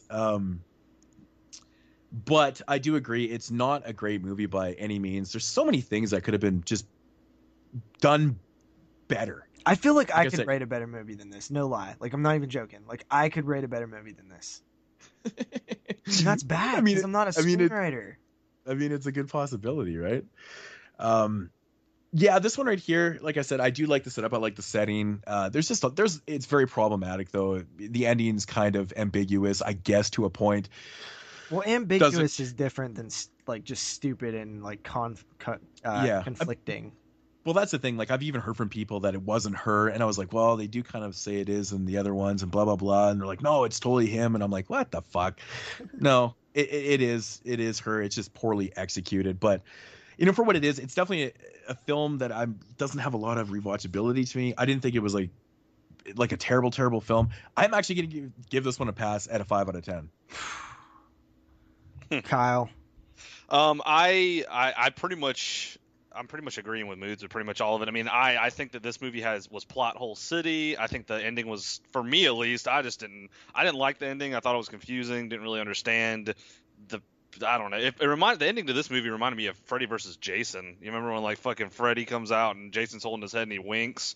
It just kind of like reminded me of something stupid like that. And like, I don't know. Like I think for me with this movie, the setting was everything. Like if it didn't have the setting and like have the plot of like the whodunit plot, I think this movie would have been 10 times. I would have thought this movie was 10 times worse. But even though the plot was boring, I was still interested to see them going in different parts of the the castle and seeing what happened. And there wasn't a lot of action going on, but it still was pretty cool to watch, I guess. And I gave it exactly what he gave it, a 5 out of 10. So, guys, this one to me was just almost unbearable. This was like making me rethink the decision to do the Howling films. I didn't really like anything besides the setting, but I'm not going to give the setting 5 points. Fuck that. This thing is, everything we mentioned was below average. Everything besides the setting. Literally everything we talked about was bad. This is a fucking terrible movie. 2.5 out of 10. Garbage. What? 2.5? Holy shit. That's low. Yeah, it gets 1 point for being a movie and 1 point for the setting and a half point for, I don't even know. What is it? What can the snow, I guess? The snow? The tits. Yeah, okay, there you go. Kyle, what did you rate that one? A It was 5. a 5. I gave it a 5. You guys are out of your minds. I didn't think really it was that hated bad this of a one, film. dude. I hated it so much. It wasn't like the worst film in this franchise by any means at all, or even really. Yeah, I mean, there's, I don't know. I don't know, dude. It's probably not the worst film in the franchise, but it is definitely the least entertaining for me. Definitely, hands down, not even a competition. God, man, did you even watch I watched all of them. New Moon crazy. Rising? Did you watch that fucking movie? I watched all. All right, so moving into the 1990s now. So the first one from the 90s, the first of 2 films from the 90s, and this one's called Howling VI, The Freaks. They drop the. Why do they do that shit? Yeah, I don't know. Why? Why? Why do you got to change that shit up, man? You know, it's just, I guess, you know, why would they stick with the continuity, right? Yeah. Yeah. So this one was made the year I was born, and I always like to look at like the 1991 horror films because there's just so few like great ones, and you know, this is one that I hadn't seen that was made the year I was born. Yeah. So a villainous carnival owner traps a young werewolf to include his growing menagerie of inhuman exhibits. Menagerie, whatever. The fucking people that make up his carnival. Carnies. Yeah. So he's got a bunch of freaks, and of course that guy is played by Bruce Payne. He's a carnival owner, and he's kind of an evil carnival owner because he's a dickhead. He's a dickhead. Aren't they all evil? Haven't we learned He anything from cinema? But the thing about this guy is that he's actually evil. So, he's actually evil, not figuratively. So this movie right here is kind of a strange one. It kind of minutely dips into like. You didn't even say who he was played by. Yeah, I said Bruce Payne. Oh, the guy who inspired the Hall of Pain. Bruce exactly. Painful. Yes. Now this movie right here is kind of like, it's supposed to be like a revenge film in a way, about this guy that, you know, he basically comes to this small town and wants to get revenge on Bruce Payne, his character's name is Harker, which is named after the Dracula character, of course, right? He essentially wants to get revenge on him because he's learned that this guy is responsible for killing his family, and so there's a little bit more going on in there. You know, he takes a job at a what's the place he takes a job at? He's fixing up an old church. Like an old church or something like that. So he gets taken in by this family. He's picking up this church. Anyways, he starts this relationship up with the owner's daughter, and so it's kind of like a revenge film disguised as a werewolf film. I don't know. I really, it's executed really poorly in the revenge aspect, but it is there. It's in the storyline. You know, they talk about how his family was, you know, obviously slaughtered, but again, this is a strange film. This is basically your kind of typical story of good versus evil. Mm-hmm. Right? Yeah. So we got this werewolf who's not the antagonist, but he's portrayed as the antagonist in the film. Yeah, but we also have a antagonist werewolf as well. Yes, we do. But, you know, for the most part, he is actually portrayed as the antagonist. But honestly, man, the storyline in this film, I hate the storyline in this film. Really? Yeah. I like this one way better. I actually like this movie. It's executed. The storyline is there. It's just not executed properly, man. Like this whole revenge thing is, I don't know, man. It's just, I don't know. I just feel like it's just not done well. Like, what did you guys like about the storyline in this? Well, first of all, go ahead, Kyle. Well, I was gonna say I kind of like the main guy, the little like the drifter guy. I think he's like like as an actor, the actor portrayed, I guess, what they were probably trying to write him in for. They portrayed him very well because he is very odd in the movie, and like I think that's what they were looking for, is a very quiet, odd drifter that doesn't really get angry and just kind of like goes with the flow. I kind of like that. The He's acting definitely really, the best developed character in the past 3 or 4 Howling yes, films that we've had. yes. Yeah, And I think it was a breath of fresh air to watch it because the last couple of ones weren't that great, and this one, I agree. I agree. His character definitely is developed. yeah, But yeah, I don't know. and that's about it. I thought the soundtrack was a little weird for the movie, personally. I remember like watching it, and I was like, it didn't. The soundtrack didn't really go well with the. I think it was because it came out in '91, and they kind of were straying away from that '80s vibe, and it just was very odd for a movie that was trying to go for a horror theme. So, I don't know. yeah, I liked that. I actually didn't mind Bruce Payne, honestly. Like, I felt like he actually, as crazy as this sounds, because we've bashed this guy in the past, but out of like the last couple movies, like he's like the best actor we've seen in like the last couple movies, and that's saying a lot.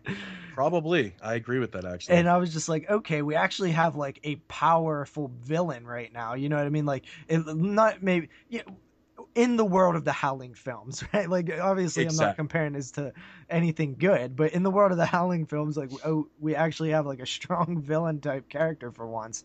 So I was kind of digging that. I love the carnival setting, the alligator boy and stuff. I dig that stuff, man. Right away, I was into the setting of it and the freaks. Like, I thought it was actually kind of a good idea because, like, why not? Why not have a werewolf as one of your freaks in a carnival? That's a pretty good idea, honestly. Yeah. Yeah, I like that idea too. What'd you guys think of the when they went to the carnival and that guy bit that chicken head off? That was weirdo. First thing I was thinking of was Loose the Geek, man. Yeah. The movie. It's exactly what he does, but I was like, holy shit. One note, this is the first film in the franchise where the werewolves transform on full moons. So they kind of changed up the mythology within the franchise right there. Kind of went back to like the true mythology of werewolves, but old school. Yeah, the old school mythology. So and they also make them very old school in terms of like the Wolfman style werewolf, where they're not really these like beastly freaks. They're more of these just like very human features. Like the face is like very human form, and they're just hairy. They're like hairy, bulky people. Yeah, and honestly, the makeup in this film is atrocious. It looks really bad. Yeah, it looks like it was put together in like 5 minutes, like quite literally. It looks like Full Moon, dude. It looks worse than Full Moon. Dude, Full Moon's pretty bad. But maybe not really those early films, but like the ones in the 90s were awful. You could tell they just put like this brown shadow like on the end of his nose, and I was like, what the fuck? It's like, so cheap looking, man. It's hilarious. But yeah, I like the setting of this film, man. I like some of the alligator boy, and the setting, like the carnival setting itself is like super cheap looking. But if you've ever been to one of those carnivals, that's exactly what they look like. Yeah. So it's kind of authentic feeling a little bit, but with some over the top type characters and things like that. But yeah, that's what you're gonna. At the end of the day, like this film is definitely, I wouldn't even consider it good, but no. I feel like it has a lot more entertainment factors. The carnival, the alligator boy, the guy biting the chicken off a head, Bruce Payne. I was a little more entertained than the fifth film with this film, honestly.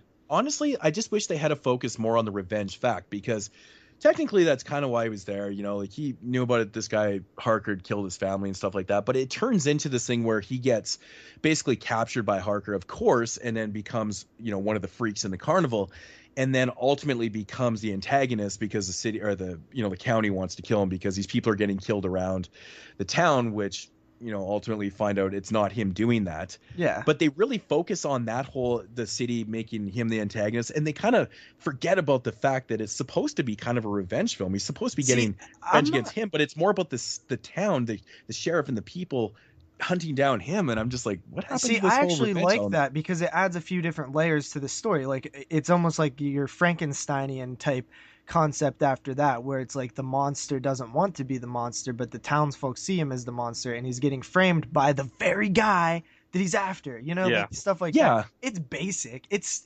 basic screenwriting, its basic concepts and stories and I think story it would have arcs worked that a we've lot seen better. hundreds I of think it would have. times. I think that would have worked a lot better if they never had the revenge aspect in there. You could still have that whole plot right there, without the whole revenge aspect. He was just a drifter that came into town and blah, blah, blah. And then you kind of focus on this and that. But I feel like the he final wasn't just battle a makes it more of a big deal because there's that history there. I don't know. I feel like it's, I mean, of course you're going to have that type of feel because that's essentially what it's supposed to come down to. But I feel like I just wish it had been more of a build up in the film instead of just bam. Okay. Now we're fighting, kind of thing. I don't know. I just felt like it was very undeveloped for the actual main purpose of it. And I feel like it's lost in translation within the story because they're really focusing on making this guy the antagonist and, Bruce Painful, he's this really nice carnival owner, blah, blah. No, fuck. I don't know, man. I personally thought that they spent a fair share on each side. I felt like for the type of, it's so weird to like say good things about this film because it's actually not good, but I'm saying like in the world of like these films, like I thought it was acceptable for the low quality film that it was. I didn't really have a huge issue. I felt like they spent enough time on each thing, and honestly, like I felt like this one just has more depth than the other ones we've talked about. Like the turmoil of, they give him the cat and they're like, watch as he feasts on the cat or whatever, and he doesn't. Like it's so played out and we've seen that a million times, but for what this film is, like that adds a little bit more depth. I agree. To the other ones. I agree. This one definitely has a lot more depth, but in my opinion, it doesn't necessarily make it good either. It's not. It's No. definitely not good. It's just I just really wanted to see this full out revenge, and I feel like the story is just lost. Maybe it's a lack of direction again. I don't know, but and ultimately the film itself is kind of slow paced. Also, there's very not that exciting in the middle of the film. It's not that exciting at all. And you got the semi exciting kind of third act and stuff, and it's like, okay, mixed in with some, I don't know, I want to say maybe atrocious makeup or really bad rubbery mask on Harker. What is that? Some okay type of transformations with like hands and stuff that weren't that bad. The severed hand. It was a severed hand. Yeah, that was okay. It was that. There was some okay stuff. I mean, it wasn't. I mean, the overall look of Harker, which, I don't know. It just felt kind of like He-Man-ish to me or something. I don't know. There's something funny. He had makeup on the whole fucking time. Yeah. I don't know. I mean, I guess the whole idea of like werewolf versus vampire, the good versus evil type thing. It's okay, but I think there's things that are lost in translation in this film that really do hurt it for me. So, I mean, do you guys have much more on this one? We pretty much, this is a pretty simple honestly simple concept to one of these movies. Yeah, they're getting more simple as we move on. There's very, very simplistic, there's really, it's because the lack of ideas some of these movies have good ideas, but the lack of like direction and output of what they're doing there's really not a whole lot to talk about. It's just, that's it. There's just really bad things in the script. Like, when, Ian is the main character. He like how he escapes the carnival, like how he escapes the cage. Like they couldn't come up with a better idea than that. Like, it just seemed really lame, like really, really bad. And I was like, really? That's how he got out of there? Come on. Yeah. There's so much lame shit in these movies. like all like super, super lame. I actually started laughing. I even wrote in my notes. I'm like, he escapes. Pure hilarity. It's like so fucking stupid. But although I will say that I laughed really hard at the mayor's death. Where where Harker picks him up and throws him right through the fucking roof of the trailer.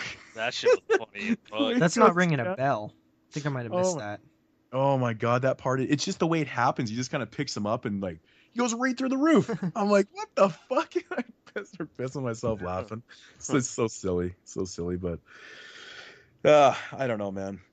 Transformation scene in the end with Harker. Woo. That is some like real early kind of CG, I guess, is what we're saying. Yeah. or makeup or I don't know what the fuck that is, man. Well, Some of that early stuff is even hard to tell. It's so Yeah, poorly done. because some of the early stuff is still like in camera shit that Yeah. they're doing.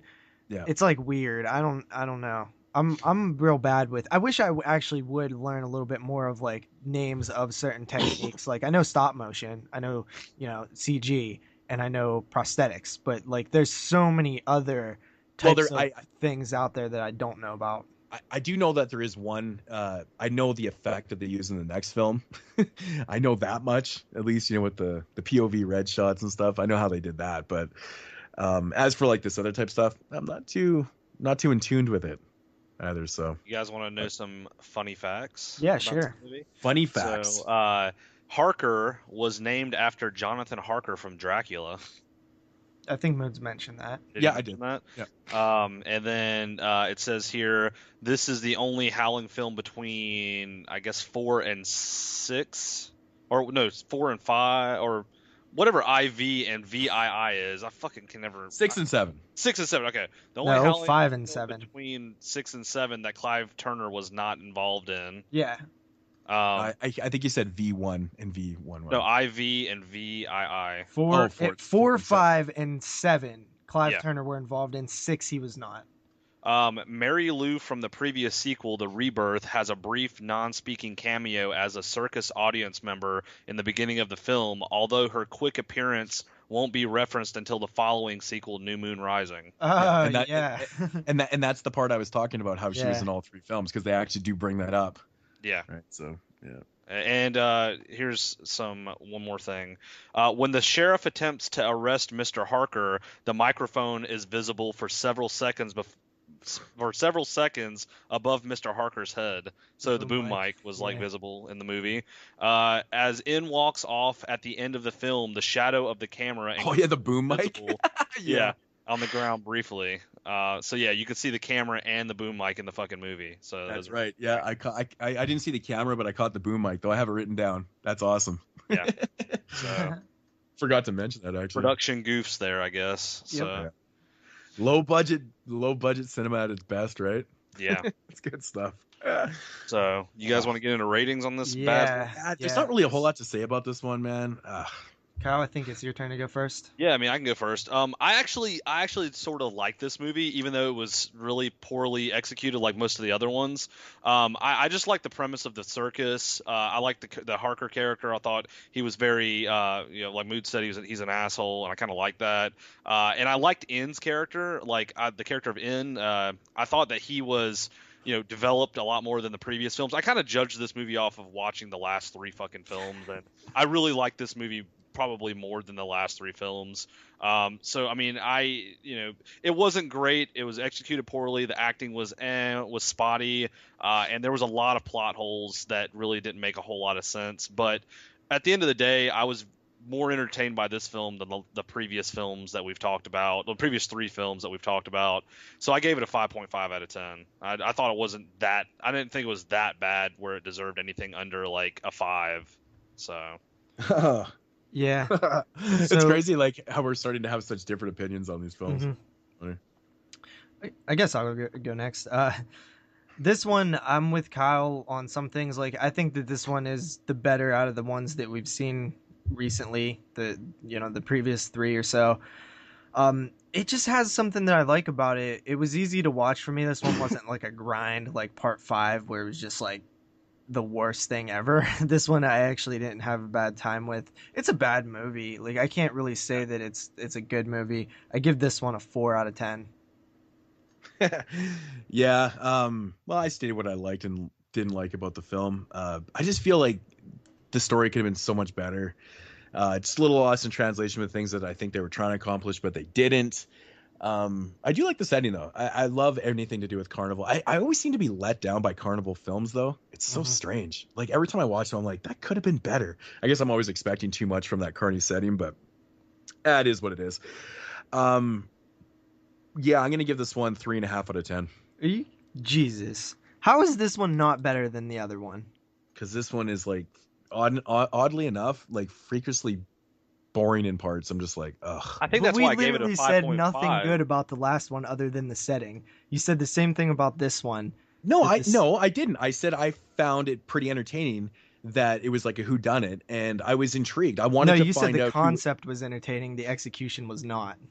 Yeah, okay, but I'm also saying I like the fact it was a whodunit, so I really liked the fact that I wanted to stick around and find out who the fuck it was. Like, I was intrigued that enough. You know, it was more intriguing than this film. So what was the rating on this one? 3.5. 3.5. I mean, there's nothing there. There's no mystery. It's like it's all right in front of your face. I mean, if they had revealed that Bruce Payne was a vampire, like, at the end, and it was kind of more of a mystery and stuff, and it was like, well, okay, but then again, I guess his name does give it away, though, right?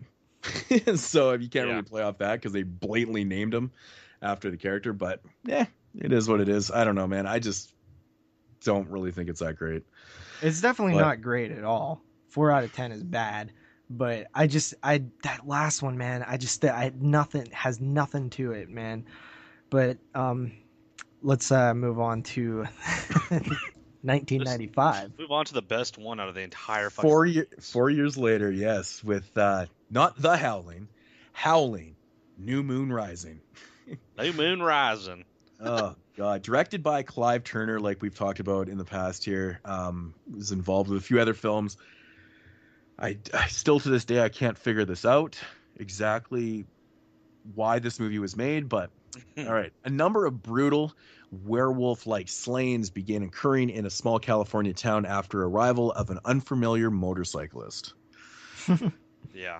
So, God, this setup, man, Jesus, yeah, Jesus Murphy, fucking, this movie is literally. I want to hear like when anytime anybody ever talks about this movie, that what I want to hear is Howling 7, New Moon Rising. That sums up the entire film. It's a redneck wannabe werewolf. This movie isn't even a fucking movie. It's just a abomination. It's just a country music video with line dancing and like there's full scenes of band play. Yes. They're playing the whole songs and guys performing and whole scenes of line dancing and so much filler. This movie is 90 fucking minutes. And to top that off with all that bullshit that's going on, they have basically stock footage, or they're using footage from parts 5 or 4 and 5, 4 and 5, and I guess 6 too, for a brief second, and to tell this story of this detective who's investigating these murders, and he's being told by the priest of the town, and he's telling him this backstory that really is just the worstly executed fucking thing I've ever heard of. Because first of all, how in the shit does this guy even know all this stuff? I don't. Dude. That's a big problem with the film, like, because he even states there's one point in the film, and I think the detective even asks the priest, like, how do you know this stuff? And he's like, well, I just know this stuff. Like, that's his excuse for it. There was no explanation whatsoever. Like, there's no explanation on why this priest knows all this backstory and all this werewolf business. He's like, I just know stuff about werewolves. He was like, I've always known the theories of werewolves. That's what he fucking says in the film. And the detective's just like, yeah, I guess so, right? Like, totally. Oh my God. But one interesting fact about this film is that we can't really say that the acting was shitty in this film because none of the people were actors. They used the real townspeople in this film. And in fact, most of the people that are in this film are playing themselves. And a lot of the jokes and a lot of the interactions and stuff these are everyday people that hang out with each other every single day. So I found that to be kind of intriguing, but it really does show in the film because this is not a movie. Yeah, I'm gonna hit on that really quick. That something I read or I'm looking at right now is the reason they use those. Well, the reason they didn't change any of the, I guess you can call them actors or whatever you want to call them, the people in the movie's names, is because it says here they had a hard enough time remembering their lines and they didn't want to have to change their names to confuse them. Mm-hmm. That's because they were too busy with their synchronized drinking. Yeah. That fucking scene, man. Yeah. It's the funniest thing. Oh, that was when they were sitting at the bar and they were all drinking the same. Taking a shot, chase it back with a beer, push their glasses in, and they're all just, oh my God, it's so fucking cheesy, man. It's so cheesy. It says here's another little funny thing they said about this film. Cinema Craze said, asking anyone to watch The Howling New Moon Rising should be punishable by jail time and some kind of psychological examination. Well, I think we should be committed. You know what, man? I'll tell you one thing about this movie. If you say anything positive about this, I'm going to fucking slap the shit out of you if I ever see you. Clive Turner, this guy, Like he must have really enjoyed his time on the Howling 4 and 5.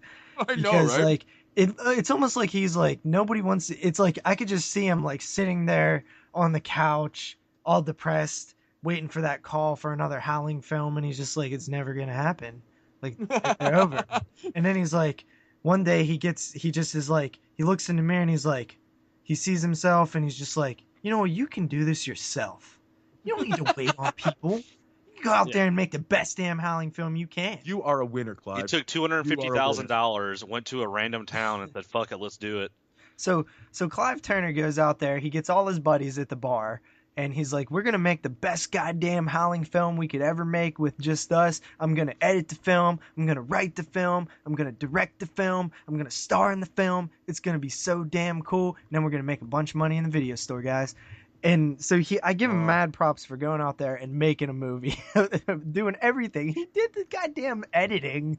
Like, this was clearly his movie. Like, he just went out. He probably didn't even have the rights to it. He just went out and was like, made his own Howling film. And then he was like, here, whatever the company that put out the other ones, he's like, here, I made a new one. You're like, a new one? Really? You made a whole movie out on your own? Really? And he's like, yeah, sure. I mean, we'll give you like $10,000 for it. We'll put it on the video stores. And he's like, success. Yeah, I mean, he had to have something, like some kind of still involvement within within the franchise still, because he took scenes from the original Nightmare, the Rebirth, and the Freaks. He took scenes from those movies and put them in this movie. Yeah. So he had to have some kind of involvement with those people. I swear to God, like, I would love to talk to this guy. I feel like he just was really like these films. It was a passion project. He's like, I'm going to make sense of this all. And then he realized how much harder it is to make a film when you don't have like a studio giving you a bunch of money. And he tried to make sense of it.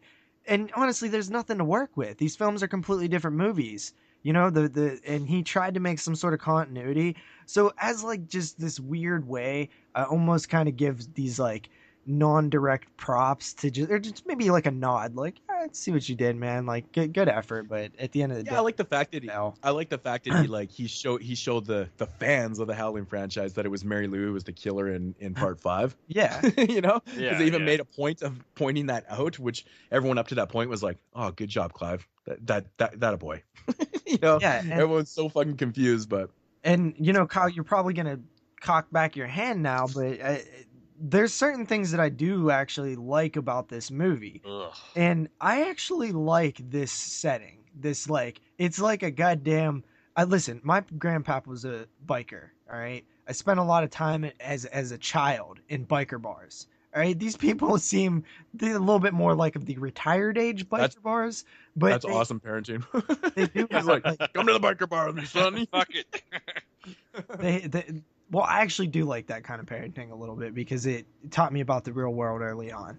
But, these people feel like kind of homely. Like, I always remember these people were really nice. Like, I remember being a kid and they were super, like the old woman or something was like always super nice. And they were like, even though they have this like reputation of being like these bad people, like everybody was so nice to me as a kid, and it kind of reminded me of that a little bit, and like all the music and shit everybody's playing. And one of the things in particular that really took me back was when Clive Turner is like, I bet you I could drink this beer without touching my hat. Like, all the time in these bars, people would have these like tricks or card tricks or all these different things that was like passed down from generation or whatever. And it really reminded me of like an old bar trick that I would have seen as, a youngster or whatever. I like stuff about that, man. It's kind of... So essentially, it's just very nostalgic to you. Yeah, I was gonna say, it's like the shit that's going on to you. You literally just said nothing that had to do with any kind of werewolf or film whatsoever. Because it's not a movie, man. It's just a fucking... It's a country song. Yeah, I'll take I'll take my hat and fucking do some hat tricks in front of you, and you can like that instead of this movie. I can't even get over how many scenes in this film are just like band playing and like that old guy performing that song where it's like everyone stand up and everyone's standing up and shit. I'm like, what the fuck is going on? I bet this came out. I bet when CMT, like early days of CMT, would have fucking played this movie. Guaranteed. Listen, so Clive Turner probably obviously like has a passion for bars, bikers, howling films, and country music. He's a redneck horror film guy. And he's just like, I'm gonna make my own damn movie. So he's got a passion for making movies, but he doesn't theoretically know anything about making a movie though. Yeah. Yeah. I mean, there's like really no script here, rehashing stuff. I mean, the effects and basically what we get in this film is a point of view shot of a werewolf with a red lens on a camera. And somebody might have died. I'm not really sure. Yeah. Yeah, that's the thing, right? It's like, you that's can't like tell. this movie has no suspense. It has basically absolutely no story. Cinematography it's just like it was shot. Like it's like you're just filming a band. You know, it's just like that still shots, and oh my god, I guarantee he paid. There's really not a lot of method to it. He paid the actors, they're not even actors, but he paid the people in this movie with drinks. He didn't even give them money. I'd guarantee you nobody made any money or drinks. They just was like he had to give them drinks. I guarantee he's like, here, I'll give you 3 quarts. Probably the bar where he was like, hey, I'll put your bar in a movie. They probably supplied the drinks. You know what I mean? Like, he probably went to the store, got 5 24-packs, gave each one of them 3 beers, and said, just act normal, and I'll film you, and that's it. Just drink these beers, talk about some werewolf bullshit, and I'll film you, and that's it. I don't even know what else to say about it. Like a movie. Like that's. I don't think it is. Like, I honestly don't even think it is a movie. Like, and let's be honest here. You know, as far as, you know, plot and story goes and stuff, he tries to throw in like a twist in the end of the film. The exposure, whatever it is. Yeah. Is that not the most predictable shit ever? Oh, I mean, this is what I'm saying. It's like really? Like, that's what you're trying to do? That was really, really predictable, man. Really predictable and just obvious. I was like, oh god. How about that? Although I did laugh once. I did laugh once in this film with the Vatican joke. They're making fun of the Vatican. That was pretty good. Isn't the Vatican just doing that to themselves? Well, I laughed hard as fuck with that video clip I sent you guys of the guy. You know, he answered the phone, the priest, and the chick's on the other line, and you know her voice changes when they cut back to the priest. It sounds like a completely different woman. Like, the dub over? Yeah. It sounded that was the worst dubbing I've ever heard in my life. Yeah, that was done way after the fact. They didn't have her anymore. They're like, well, we need a voice here. So you want to come in and do this scene? Yeah. Terrible, man. Mullets and ugly fucking people. Mullets, cowboy hats, country music, and that's it. That's basically this whole entire movie. Yeah, it's just really bad country music video. So the rip that I watched, I like it. Do what? I actually like it. There is no possible way that you like this. I liked it, dude. Listen, it's not a movie. Like you said, it's a country music video, but I just happen to like that video. I don't even like country music. I was going to say, and that's actually one of the funniest things about the movie, too, is the music is just, it's that total, like, nobody knows old country western twangy. It's cool, man. I like that music. I swear, dude, like, this is like, I honestly didn't even have a hard time watching this one. Like, I found it, like, cheesily just, like, what's the word? Like, endearing almost. Like, it's just like, you wanted to pat little Clive Turner on the head, like you made a movie, you know, just like. I bet he was like Tommy Wiseau with this movie when Tommy Wiseau made The Room. Like, he thought it was like the shit. He's like, man, this is gonna be the best movie ever. And then like people just like hilariously laughed at it and were like thinking it was horrible, but he thought it was really good for a long period of time. And nobody, like, he never knew. Nobody, like, people thought it was really bad. Like, I have a feeling it was like that. Yeah, probably that, or like, you know, everybody, like, you just want to be like, you made a movie, bud, good job. You know, like obviously this movie's terrible, but like, it's almost like you see your child's drawing and it's like, yeah, it sucks, but good job. But you don't tell them that. You're just like, good job. You did a good job, bud. What about the cover of this movie? I don't know which cover I got. I got the UK release. Well, whatever it is, it's a shitty cover, but it had literally is the complete opposite of anything to do with the actual fucking movie. Like, you look at the cover and you're like, really? That's like the cover's better than anything to do with the fucking movie, but the cover still sucks. Doesn't it feel like it's not even like an official like movie, like an official sequel? Like, it feels like it shouldn't even be like somebody else just like went and made a like shot on video like Howling sequel or something, you know? Exactly, because it doesn't feel like a horror film at all. It blows my mind that this played on TBS. Yes, TBS. TNT. Or TNT. Yes, TNT.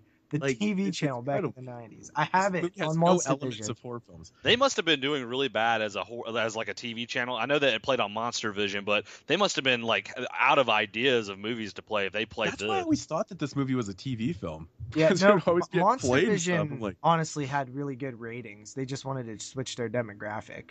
And even when this aired, I'm sure it had decent ratings still. Like I can see like one of my redneck family members on my father's side of the family liking this fucking movie, and they probably hate horror movies. Like I can see some redneck guy that hates horror films watching this and really liking it, Yeah, me too. like Yeah. loving it. it's got a banging soundtrack, man. Yeah, dude. That's what sells it right I there. just like the just the I felt like it did fit. I mean, the acting was atrocious, but the feeling, capturing that feel of those like old school bar goers, I thought it was there. But that's like it. There's nothing else to it. I put here in my notes, acting is almost unbelievable. The whole movie's just unbelievable. Yeah, it is. Yeah. It says, I put here, shows scenes from the fifth movie and tries to shittily tie into it. Shittily. Do you guys want to get into ratings? Yeah. God. Yeah, let's do it. I think it's me again. So this barely even qualifies as a movie. It's crazy it even has a DVD release in the UK. I'm not surprised why it doesn't in the US. I always argue that like everything gets released eventually. I could actually see this never getting released ever. Like we can probably release it with our own like commentary on it or something for maybe $50 or something. It's probably not hard to get the rights to this thing. But yeah, I give this one. This might sound crazy, might be crazy to people, but I give it a 1.5 out of 10. Yeah. Jesus Christ. Well, like I said before, I don't even consider this really to be a movie. It's just rehashed footage with some kind of lame minor attempt at a story in there. But it's essentially just a country music video. Oh my God. The red lens POV shots, it's just beyond me. It's beyond me. It's so bad. Yeah, Wannabe Predator. Yeah, that's Cornovision, man, from Children of Corn Part 2. Yeah, exactly. It's not good. But yeah, like I said, the main focus here for me is that I can't even consider this to be like a full-bred film. And with that said, this is probably the lowest rating I've ever given a film ever on here. Maybe I did give, I'm not sure, but I'm going to go with a 0.5 out of 10. No, that's because 0.5. Because this movie exists, or this piece of cinema, I don't even know what to call it. It exists. It's in my house, so give them credit for that. But it is not a movie. At least it's watchable, right? Like you can't give it a My 1. My wife was pissing herself at this. She was just roaring. She's like, "What is this?" And I'm like, "This is supposed to be a werewolf film." This is at least 1 times better than Beneath the Mississippi. At least 1 times better. God, I have to see that movie, man. Okay, and then you'll readjust and you'll go back and you'll be like, okay, Howling 7 is a 1 out of 10. Beneath the Mississippi is a 0.5. Yeah, maybe. Can I get a 1 out of 10, please? The thing is, I could never see myself upping my rating on this film just because it's like, I don't know how I could ever bring myself to me to watch it again. Exactly, right? Yeah. Kyle? Yeah, so going back to like DVD release of this, I'm very surprised it has a UK release. I didn't even know that. But the only way I ever see this movie ever getting any other release is if they came out with like a box set of the Howling films, which I doubt they will ever do. Or a Mystery Science Theater 3000. Yeah, something like that. But dude, I fucking hate this movie. This is probably the worst fucking movie I've ever seen in my life. I was watching this movie and wanted to fucking kill myself. I was like, what in the fuck? I thought Clive Turner, like, he should commit, like, I'm surprised he's still alive and didn't commit suicide after making this fucking movie. Like, Listen, this movie stop being a dick to Clive Turner, okay? Dude, Clive Turner's a cocksucker, dude. No, dude, Clive Turner has passion, okay? I hope he's listening right now. This is true passion, yeah. I hope he's fucking listening right now. Fuck this was not a money-making scheme. He wanted to make art. Clive Turner is the type of dude that has a ponytail like he does and walks around with Wolf t-shirts on from Walmart and some shitty jeans and fucking dirty ass Nike shoes. That's Clive Turner. Clive Turner's a good old boy. He probably lays in his bed, jerks off to the previous Howling films as well. Clive Turner don't jerk off. Yeah. Well, I don't know what he does, but he ain't making fucking movies anymore. That's damn. I can't deal with this shit. I remember I was in the middle of this movie and I just kept shaking my.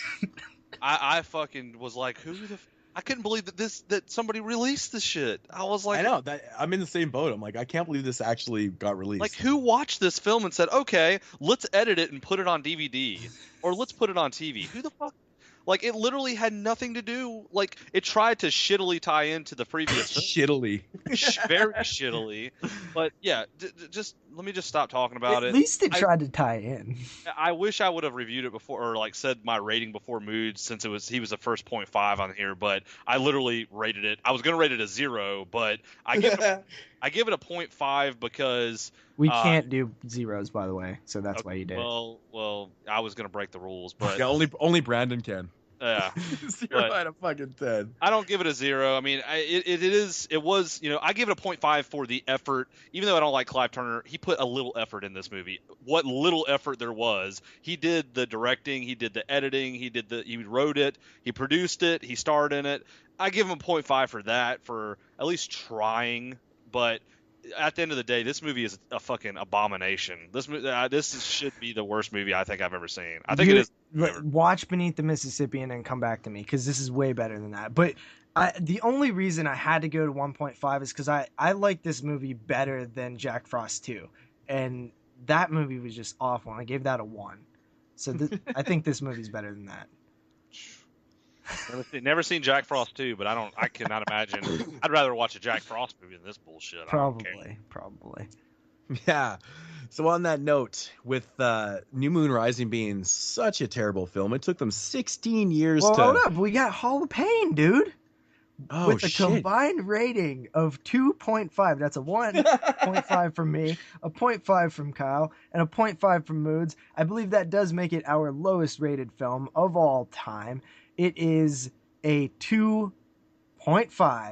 Oh my god. Out of 30.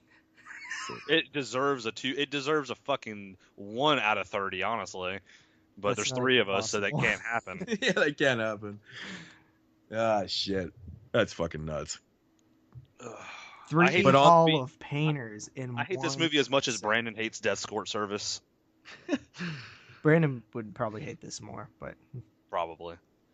Yeah, I need to give negatives, you go into the negatives. But yeah, on that note, with how shitty New Moon Rising was, it took them 16 years to rehash this franchise. With the Howling Reborn from 2011. Yeah, their official title for this is a reboot. That's what they marketed it as. Yeah, reboot. Yeah, and don't get that confused with remake, because it's not a remake of the first film. It definitely is like a reboot. This is like a brand new start. Reboot is the stupidest term ever, because everything is like a reboot. Anytime there's like 3 years between a sequel, it's like a reboot. You know what I mean?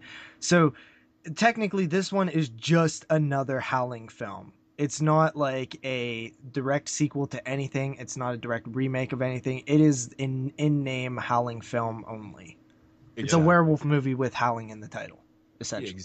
Exactly. So, a teenage outcast discovers he is a werewolf and must battle a pack of the brutal creatures when they threaten him and his new girlfriend. Yeah, this movie right here to me is like...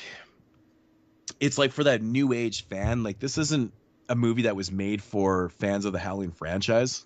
It was made for people that are trying... They want new people to like this film.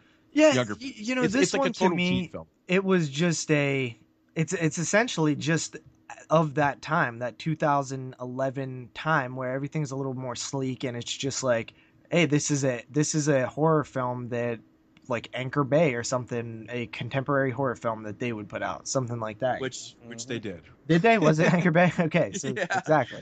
Yeah. But this is directed at the glitter and the glamour of high school and stuff, and yeah, well, they even went so far to cast the 2 actors, one being Landon something, the lead werewolf protagonist. He was on Degrassi: The Next Generation for a few seasons. I didn't even know that. And the female was a kid actor from a Nickelodeon TV show called Ned's Declassified School Survival Guide. Yeah, she was also in some show that my wife said last night. She's like, I know that girl. Pretty Little Liars. Is that That's what it is. Yep, that's what it is. I was like, Lindsay Shaw, and she's like, yeah. She's like, Pretty Little Liars. And she's like, oh, that's the show. I'd never even heard of it. I've heard of it, but I've never seen it. I just it. know her face. Yeah. So, what do you got? Like, what do you want us to talk about on this one? Well, just put it this way: it's a fucking masterpiece. After watching Part 7, Yeah. you know, like right away, you're like, wow, this movie looks amazing, awesome. But you got to think of like the technology difference from the time frame of when the last one was made till this one. It's like a huge like technology blew up, like, and so like there's the editing on this and everything about this movie looks a lot better. I mean, it's still honestly for a movie that was made in 2011. I don't know what the budget was on this movie. It wasn't for a 2011 movie. It didn't look that great. I mean, it was a direct-to-video film, so the budget definitely wasn't that high. Yeah. It's just one of those films that honestly they probably did more with the budget than what the budget probably was, because I remember this was when I first started watching YouTube and stuff. I remember the marketing for this film, and I remember everybody just up in arms like, I can't believe they're remaking The Howling. And then I was like, because this was right around that time where remakes were still absolutely like just hated. Yeah. And I remember thinking like, yeah, damn it, why are they doing that? And then like after watching all these, I'm like, Jesus Christ, what was everybody should have been flipping out about the 9 sequels that sucked. Yeah, exactly. Instead of like this thing. Yeah, I kind of felt like this movie was like a Twilight like made movie. Like it reminded me. I've never fully seen Twilight, or it's not Twilight. It just reminded me like of a Twilight feel. It's just pretty. People are pretty, and it's like sleek looking. Well, no, because of like the love thing they had going on, it just seemed like a little kind of Twilightish. Not obviously, it's not a direct representation of Twilight, but it had a Twilight type feel to the movie in a way. Well, I think it's because it came out in that era where Twilight was big, and it has pretty people, and there's a love story, which is pretty much like any horror film dealing with teens, though, right? Like, that really happens a lot.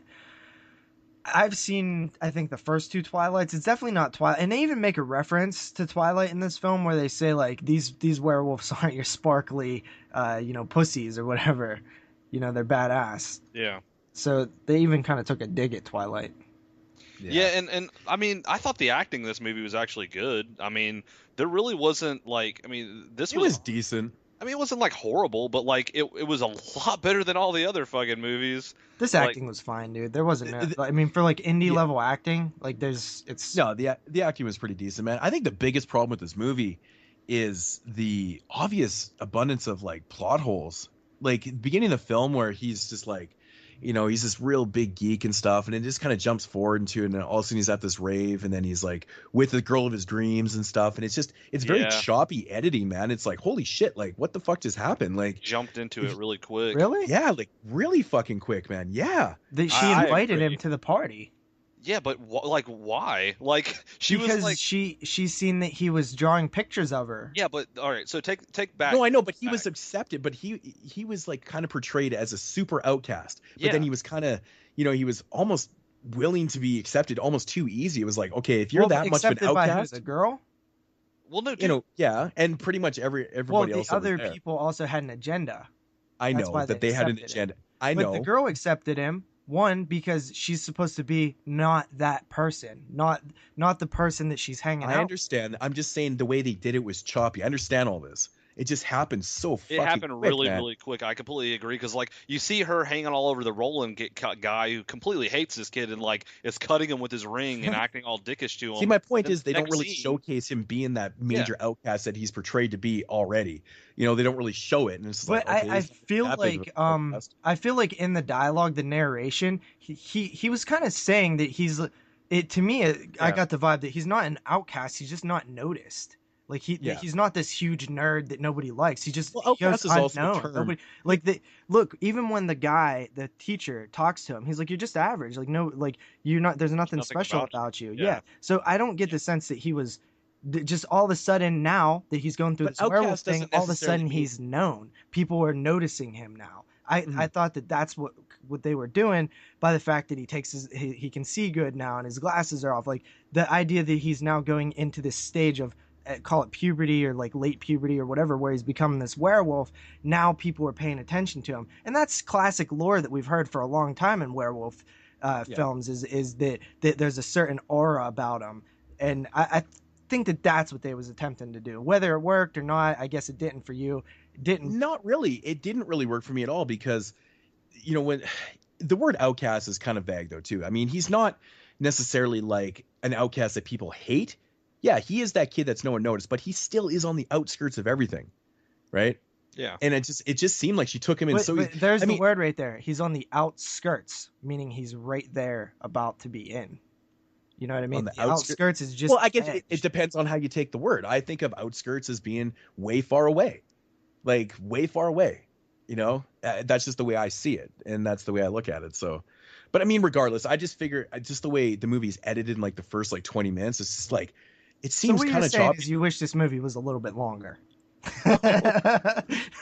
No, just have maybe the odd scene. No, definitely not longer. I don't know. I just felt like the flow at the beginning of the film was just like, holy shit. Like it just felt kind of like that new age editing and stuff. It was exactly that. I mean, it was jumping around, but I think that like I was kind of almost relieved to see that after watching all these slow as fuck films. True that.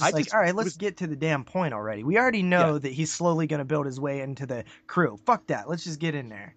Yeah. I mean, I guess that's, it's understandable. Which was, at times, like, it was kind of nice to see that kind of faster pace. But at the same time, I was like, damn, that just seemed very odd to me. But that's not the kind of the plot holes I was talking about. More towards the end and things like that, just with like things what that else were going on. Because I was actually curious when you mentioned that. Well, for fact that there's about 30 dead people in the basement of the school and no one says anything about any missing people, and there's a fucking graduation happening and they're calling people's names and no one seems to mention anything about any of these people that are missing. Yeah. And all this stuff is just happening underneath everyone's nose. But you got to remember, this graduation is happening. There's stuff going on while all this is going on inside and no one says anything or notices. It's a major, major plot hole. It's like, how do you not notice that? Yeah, how do you not notice that there's all these people that are dead? Because when they were they all students or were they just random ass people? Yeah, they are. They are students. Yeah, they're students. Yeah, well, that makes little sense. That's what I was, and I was like, holy shit, dude, that's kind of a major thing. Like, wouldn't someone notice that many people are missing? They had this huge party last night, and all these bodies have been missing for. Well, fuck, it's like holy shit, man. I just thought that was really funny. Yeah. Just kind of very amateur filmmaking, but I like the rave stuff a little bit. Like, I don't know. It was like, I kind of like the look of like all the fucking bad werewolves. It almost feels more of a goddamn vampire movie than a werewolf movie. That's why I was saying it's kind of got that Twilight feel to it. It kind of felt like a vampire-ish type movie in a way. Well, I don't know. Twilight's a werewolf movie too. Well, yeah, but I'm just saying, like, it had that feel to it, which was like the new age, like whoever said earlier when we were talking about it that they were trying to get a new audience with this. That's exactly, you can tell that this movie is made. It's like an episode of Degrassi almost. Like there's like a lot of teenage drama going on, and then a lot of teenage love story going on. But is the audience really a different like target, or has times just changed? Because as far as I know, the Howling was probably marketed for teenagers. You know what I mean? And yeah, it was focusing on adults in the film, but I don't know. Like, I feel like it's just changed type of people that watch horror movies now. Yeah. To a certain degree. I mean, the overall story in the film, with his mother apparently being dead and, well, she's quite obviously not, things like that. I don't know, man. Does it work? I don't know. Not really. The story really isn't that cool at all. It's just like, I honestly, this might make me sound kind of lame, but I actually found like the love story more interesting than the like revenge and the mother, the plot twist and stuff. It's because you're probably kind of like me. When I'm watching these type of films, I'm kind of rooting for the underdog a little bit. Yeah. He's this geek that probably should be getting the girl. Yeah, you want him to get the hot girl and you want him to succeed and stuff. And like, the scene where they want him to basically kill her, but he decides against that because he's the protagonist. He's not the antagonist in the film. And he basically fucking throws her out a window. and kind of sacrifices his body to save her. And it's kind of one of those moments you're just like, he did it. Is it me, or does it have sort of a odd shade to it, like color, like the actual color tone of the film? Yeah, a little bit. Yeah. It's got that J.J. Abrams type shade to it. Yeah. Like the little like gleams on the camera, and like it's kind of like a weird different kind of color too. Like it's almost like it's got a filter on it, like a picture filter on the whole movie. Mm-hmm. One thing I couldn't get over in this film is his buddy that of course is making his horror film. Of course, is some dude making a horror film. How much access they have to like the building and stuff. Yeah, like there's this grad going on, and this guy's just got all this access. And you're like, hey man, just go ahead. Yeah. Go and use the school. It would have been a perfect opportunity for him to say, working on my Shapeshifters 9 movie. Yeah, exactly. Dude, that would have been so good. See, that's how you could tell the person who made this obviously never seen any of the other Howling films. Probably. Great. The missed opportunity? Yes. But yeah, so I mean, I like the film nerd friend. He was like, do you know anything about werewolves? And he's like, well, yeah, only 3 of my unproduced 12 drafts are werewolf films or something, Yeah. Which was kind of cool because at least, in this one they kind of explained why he knew a bit about werewolf and the mythology and stuff. Unlike part 7, it's like, I know everything about werewolves. Of course I do. What the fuck are you talking about? But this guy actually made, werewolf films and horror films, so he studied it and it made sense. So, at least they covered that a little bit. But I have to say, man, there's one part in this film, I call it the MacGyver scene. Jesus Christ, this is like the scene from the Evil Dead remake. Remember how the MacGyver scene with the fucking the elevator shit. I instantly thought of that. I was like, Moodz is gonna hate this, and I do as well. Oh my god, I started laughing so hard, and even the wife was like, what the fuck? It's so lame, dude. Yeah. It's so stupid lame. because it was. It's so stupid because if he, like, in reality, I know you have to disconnect yourself, this is the movie and stuff, but if you actually did that, you would blow her heart up. I literally took a point off just for that. I was like, you know what? You don't deserve this. Stupid. Why do they put shit like that into films? It doesn't have to be there, man. Just perform natural CPR or something. You don't have to fucking shock her with some open live wire, dude. You're gonna kill her. I can literally write all the things you can never do. Like, so stupid. I could see somebody turning their cell phone into like a shocking device. I'd be like, no, don't do that. He just like grabs random wire in the elevator and just lays it on her and just shocks her back to life. That was just like so unrealistically stupid. It's like, how did he learn how to do that? Yeah. I don't know, man. The overall film, in my opinion, isn't like total shit. It's not total shit. I think it's like, I don't think it's anything special. It's kind of like this. It's just like a reboot that, some people might like, younger generations and stuff. But, as a whole and a film, no. I don't really care for it too much, to be honest. But it's not a complete piece of shit, though. No, yeah, I mean, I feel I very agree. similarly. It looked, I mean, the movie directorial wise was good. The acting was good. It was just like the plot itself, along with pretty much just about all the other films. The thing is, I think this guy's was his directorial debut. I believe it was his first film, so it's not a bad start.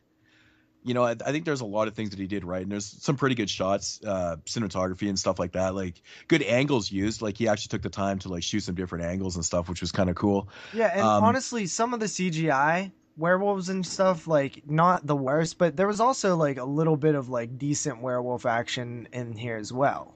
Yeah, exactly. I mean, it's kind of too bad that they did CG the werewolf transformations and stuff, because I probably would have given a little more credit, but it's kind of the way these films were going in this time, like a few years back. It's actually slowed down a lot now. Have you noticed like practical is kind of making a little bit of a comeback? But yeah, like because you said, they're starting to listen to 9, fans. 10, 11, CGI heavy, man. Think of stuff that came out like Jennifer's Body and all that stuff.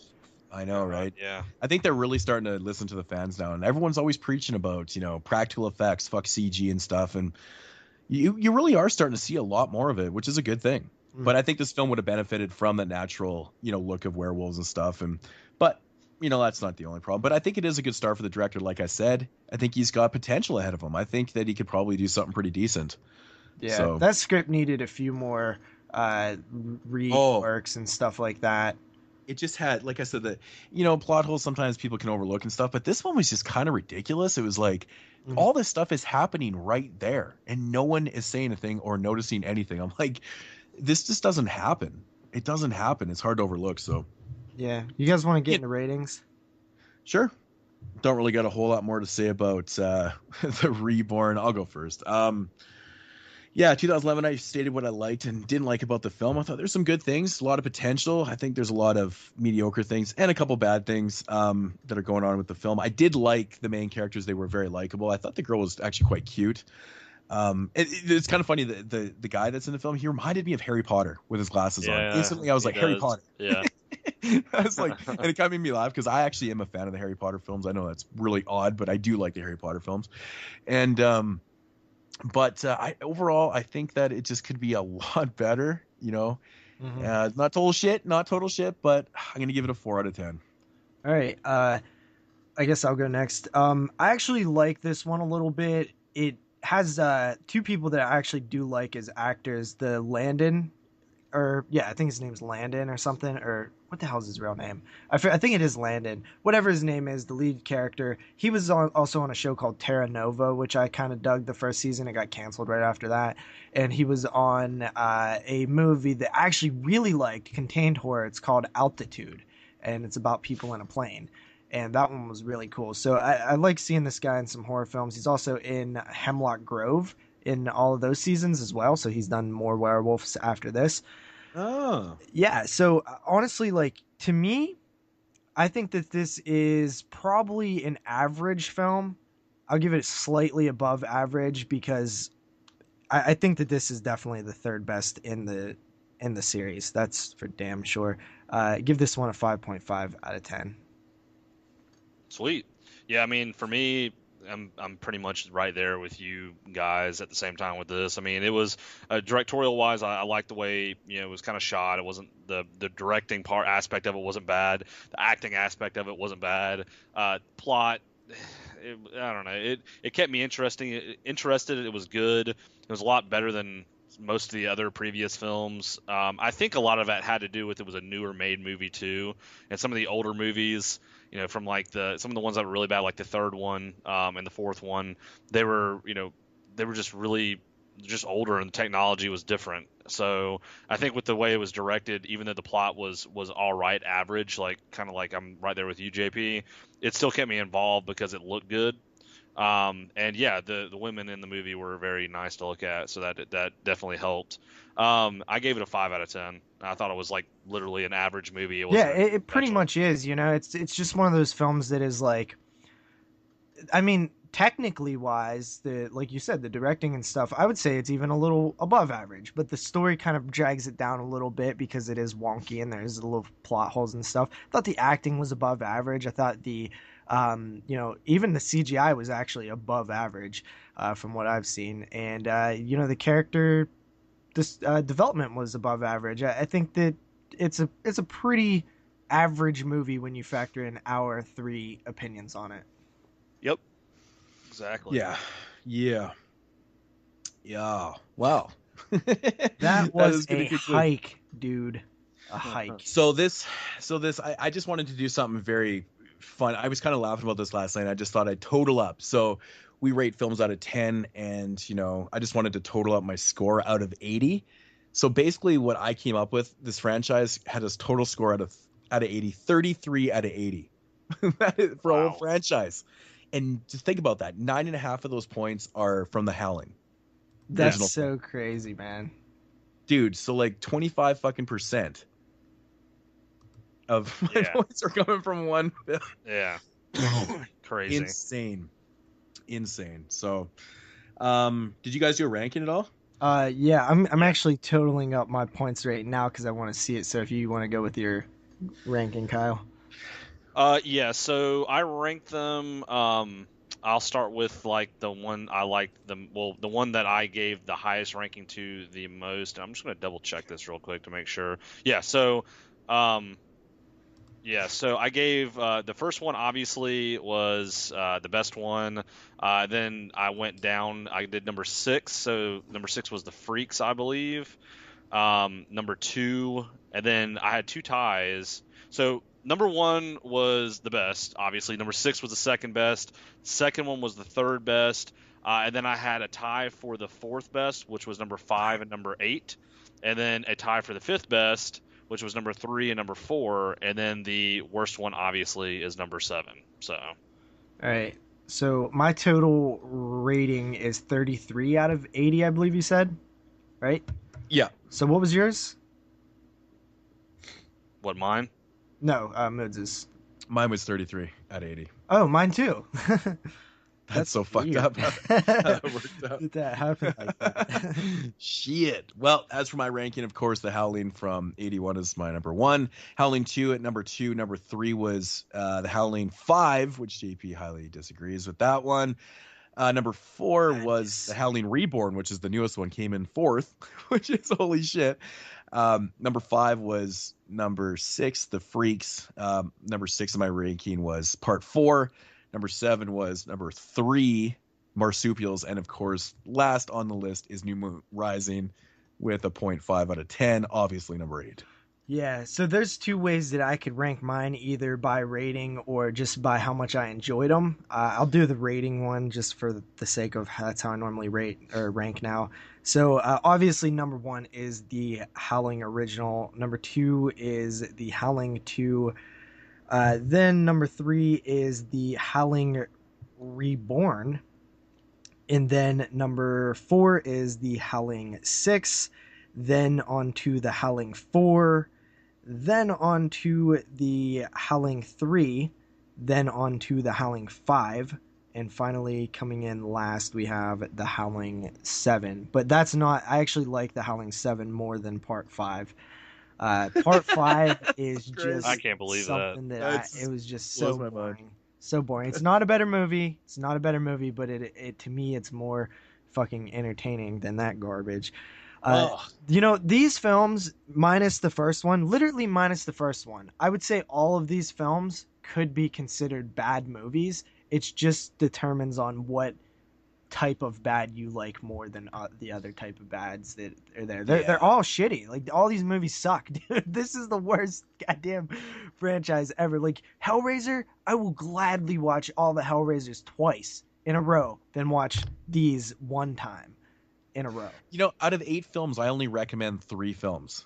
Like, if I was going by 5 out of 10, I only have 3 films over 5. Listen, I recommend, if I was honestly recommending these to like other horror fans, I would literally say watch The Howling.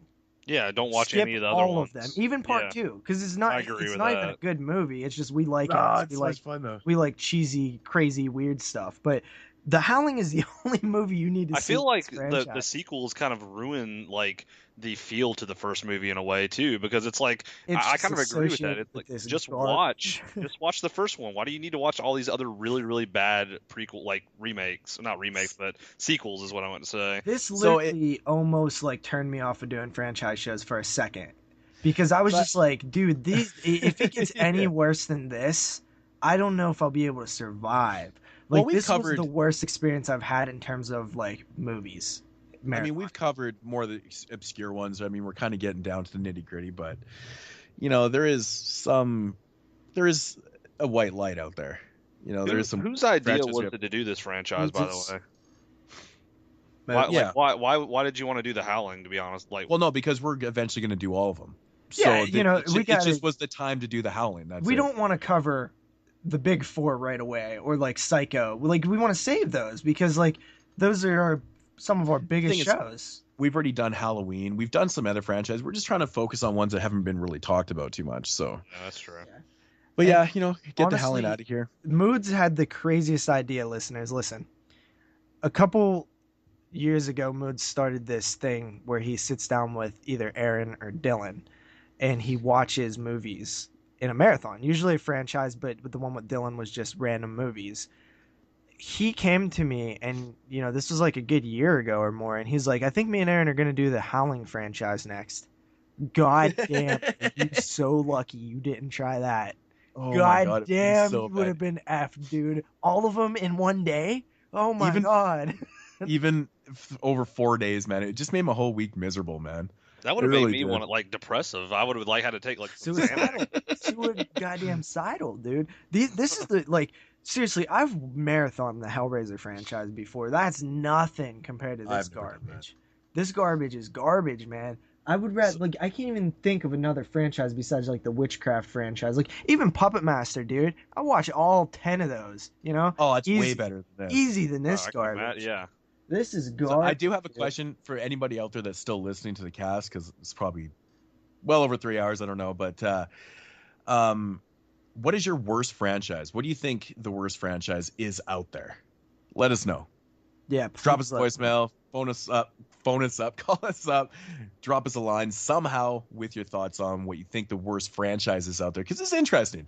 I mean, until you've experienced it like we have, the Howling by far is the worst. I kind of revoke my after we like. I always feel like I do this a lot. Is like once we get into the nitty gritty and I hear other people's opinions, I do kind of revoke what I said at the beginning of the podcast about Children of the Corn being. I think this is worse. Yeah. I just think that You're like, always allowed to do that, man. You're always allowed to Yeah, do that. that's the point of the Don't feel- discussion. Exactly. That's the point of talking about it, right? Well, It here's kind of the makes thing. you realize things. like I feel like these movies were so shitty. Some of them were laughable, watchable movies. But with Children of the Corn, some of them were just really just shitty. Like they weren't even really funny. They were just shitty. And but there were more Children of the Corn movies that were like a lot better than these films. So yeah, I definitely agree with this being probably. I haven't watched many franchises in my lifetime. I mean, I've watched the obvious ones like Halloween, Nightmare on Elm Street, and those, Friday the 13th, things like this. I've never watched the Howling franchise, but I can guarantee you I'll never watch anything other than the first one probably ever again. Yeah, dude. I wouldn't probably never. Maybe the second one, but besides that, Maybe. Jesus, dude. I'm serious, guys. I said the I same was thing after starting the to get a Silent little Night, didn't I? depressed by the last when I had 5 in 2 days. I was like, dude, this is gonna suck. It actually ended up not being that bad. Besides the 5th one, that was the only one where I hated my life, really. But dude, I love franchise shows. I love putting myself through this one, but this has definitely replaced Silent Night, Deadly Night as like my least fun experience in terms of just enjoying films. Like, I'm not gonna say I hated doing this because I actually like doing stuff like this. It's weird, but But it's fun to do because you also got a chance to see the films. Yeah, right? yeah. And I guarantee I'll bring those up to other people in my life, like, oh God, stay away from the Howling or whatever. But it's just something fun to do, and I look forward to doing these. But this is definitely was the sloggiest run in terms of way worse than Silent Night, Deadly Night. Yeah. Definitely agree. Well, Kyle's probably starting to hate us now. He jumps on these episodes with a lot of shitty films. Hey, I honestly Like an enjoy, abundance, man. I kind of like knocking some of these movies out because I never seen any of the Howling Yeah. films. I the first one, so I was like, okay, we'll do it. And like, I honestly did not really. I mean, I didn't like the movies, but I didn't like hate the experience of watching them. Like, I mean, it was interesting to talk about them and learn, which ones were good, which ones weren't. And Yeah, it's kind of a fun experience when you're like, oh, there's 8 of these. Like, which ones am I gonna like? Because I guarantee I'm gonna like 1 or 2. I'm probably gonna hate most, but like, it's cool to see. And just see the different stories that they told in each one. And I like doing that. I mean, there's plenty of other franchises. I don't think we have another franchise show planned right now, but it'd be cool to have you back on, make you watch like 9 movies in a row again. Well, I was telling Moodz like during one of our breaks, one of the breaks we had, that like I just bought the Omen box set. I thought that would be a really cool franchise to watch. I've never seen a single one, so I would be cool with that. You know what? Honestly, the first 3 Omen films are good. So maybe that'll be. It's pretty solid. I mean, it's got a 4th bad TV film and a shitty remake, but it is what it is. At least it'll be more solid in this one. Plus, it's only like 6 films you got to watch. No, what is that? 4 or 5? I think there's 4, isn't there? Well, yeah, 5. It's 5 with the total remake. franchise. Yeah. So not too Yeah, bad. so- But we'll figure out the next franchise sometime. Yeah, it'll probably be a while from now. We got we got Valentine next week, I believe, for our Valentine's Day show. I've never seen that one. That's pretty cool. And shortly after that, we have our top 10 of 2002. Should we announce what's going on with that one, or keep it secret? Might as well Might as well keep it secret or announce it. announce it. Okay, so we're going to have a reunion from our last top 10 show. We got the Exploding Heads guys. Brandon and Dave will be on that show. So this should be a blast like the other top 10 show we did. So you guys definitely stay tuned for that. Yeah, that'll be awesome. So As of right now, I believe it is just me and JPU on next week. Fucking made me laugh. So yeah, just the two of us again for Valentine's Day, which makes sense, right? It'll be like a little date that we're having, watching Valentine. Dude, I mean, we're in a monogamous relationship, so exactly right. So, but with that said, that is going to conclude the 72nd episode of the 22 Shots and Moodz and Horror podcast. Holy shit, I can't talk. It's long. And JP, you can take us out of here. Yeah, absolutely. Kyle, thanks for stopping by. Yeah, thanks for stopping by. You can check out Kyle at The Horror File on YouTube. He makes videos and stuff like that. Our website, 22shotsofmoodsandhorror.com. This is where we post all kind of fun stuff. You can contact us on Twitter, 22 Shots Podcast. I've been doing a countdown of 365 movies, been tweeting them out, little mini reviews and stuff. I'm actually having a lot of fun with that. Check that out. Follow me. And, Moodz, we actually need to give you that password so you can tweet out some stuff if you ever feel like it. You never do. So email 22shotsofmoodsandhorror@gmail.com. Subscribe to iTunes. And also Facebook/group/22 Shots Podcast. That is the home of horror. And of course, the voicemail 724-426-6665. Again, that is 724-426-6665. I am JP. That is Moodz. That is Kyle. We will see you guys next time. Peace. Peace.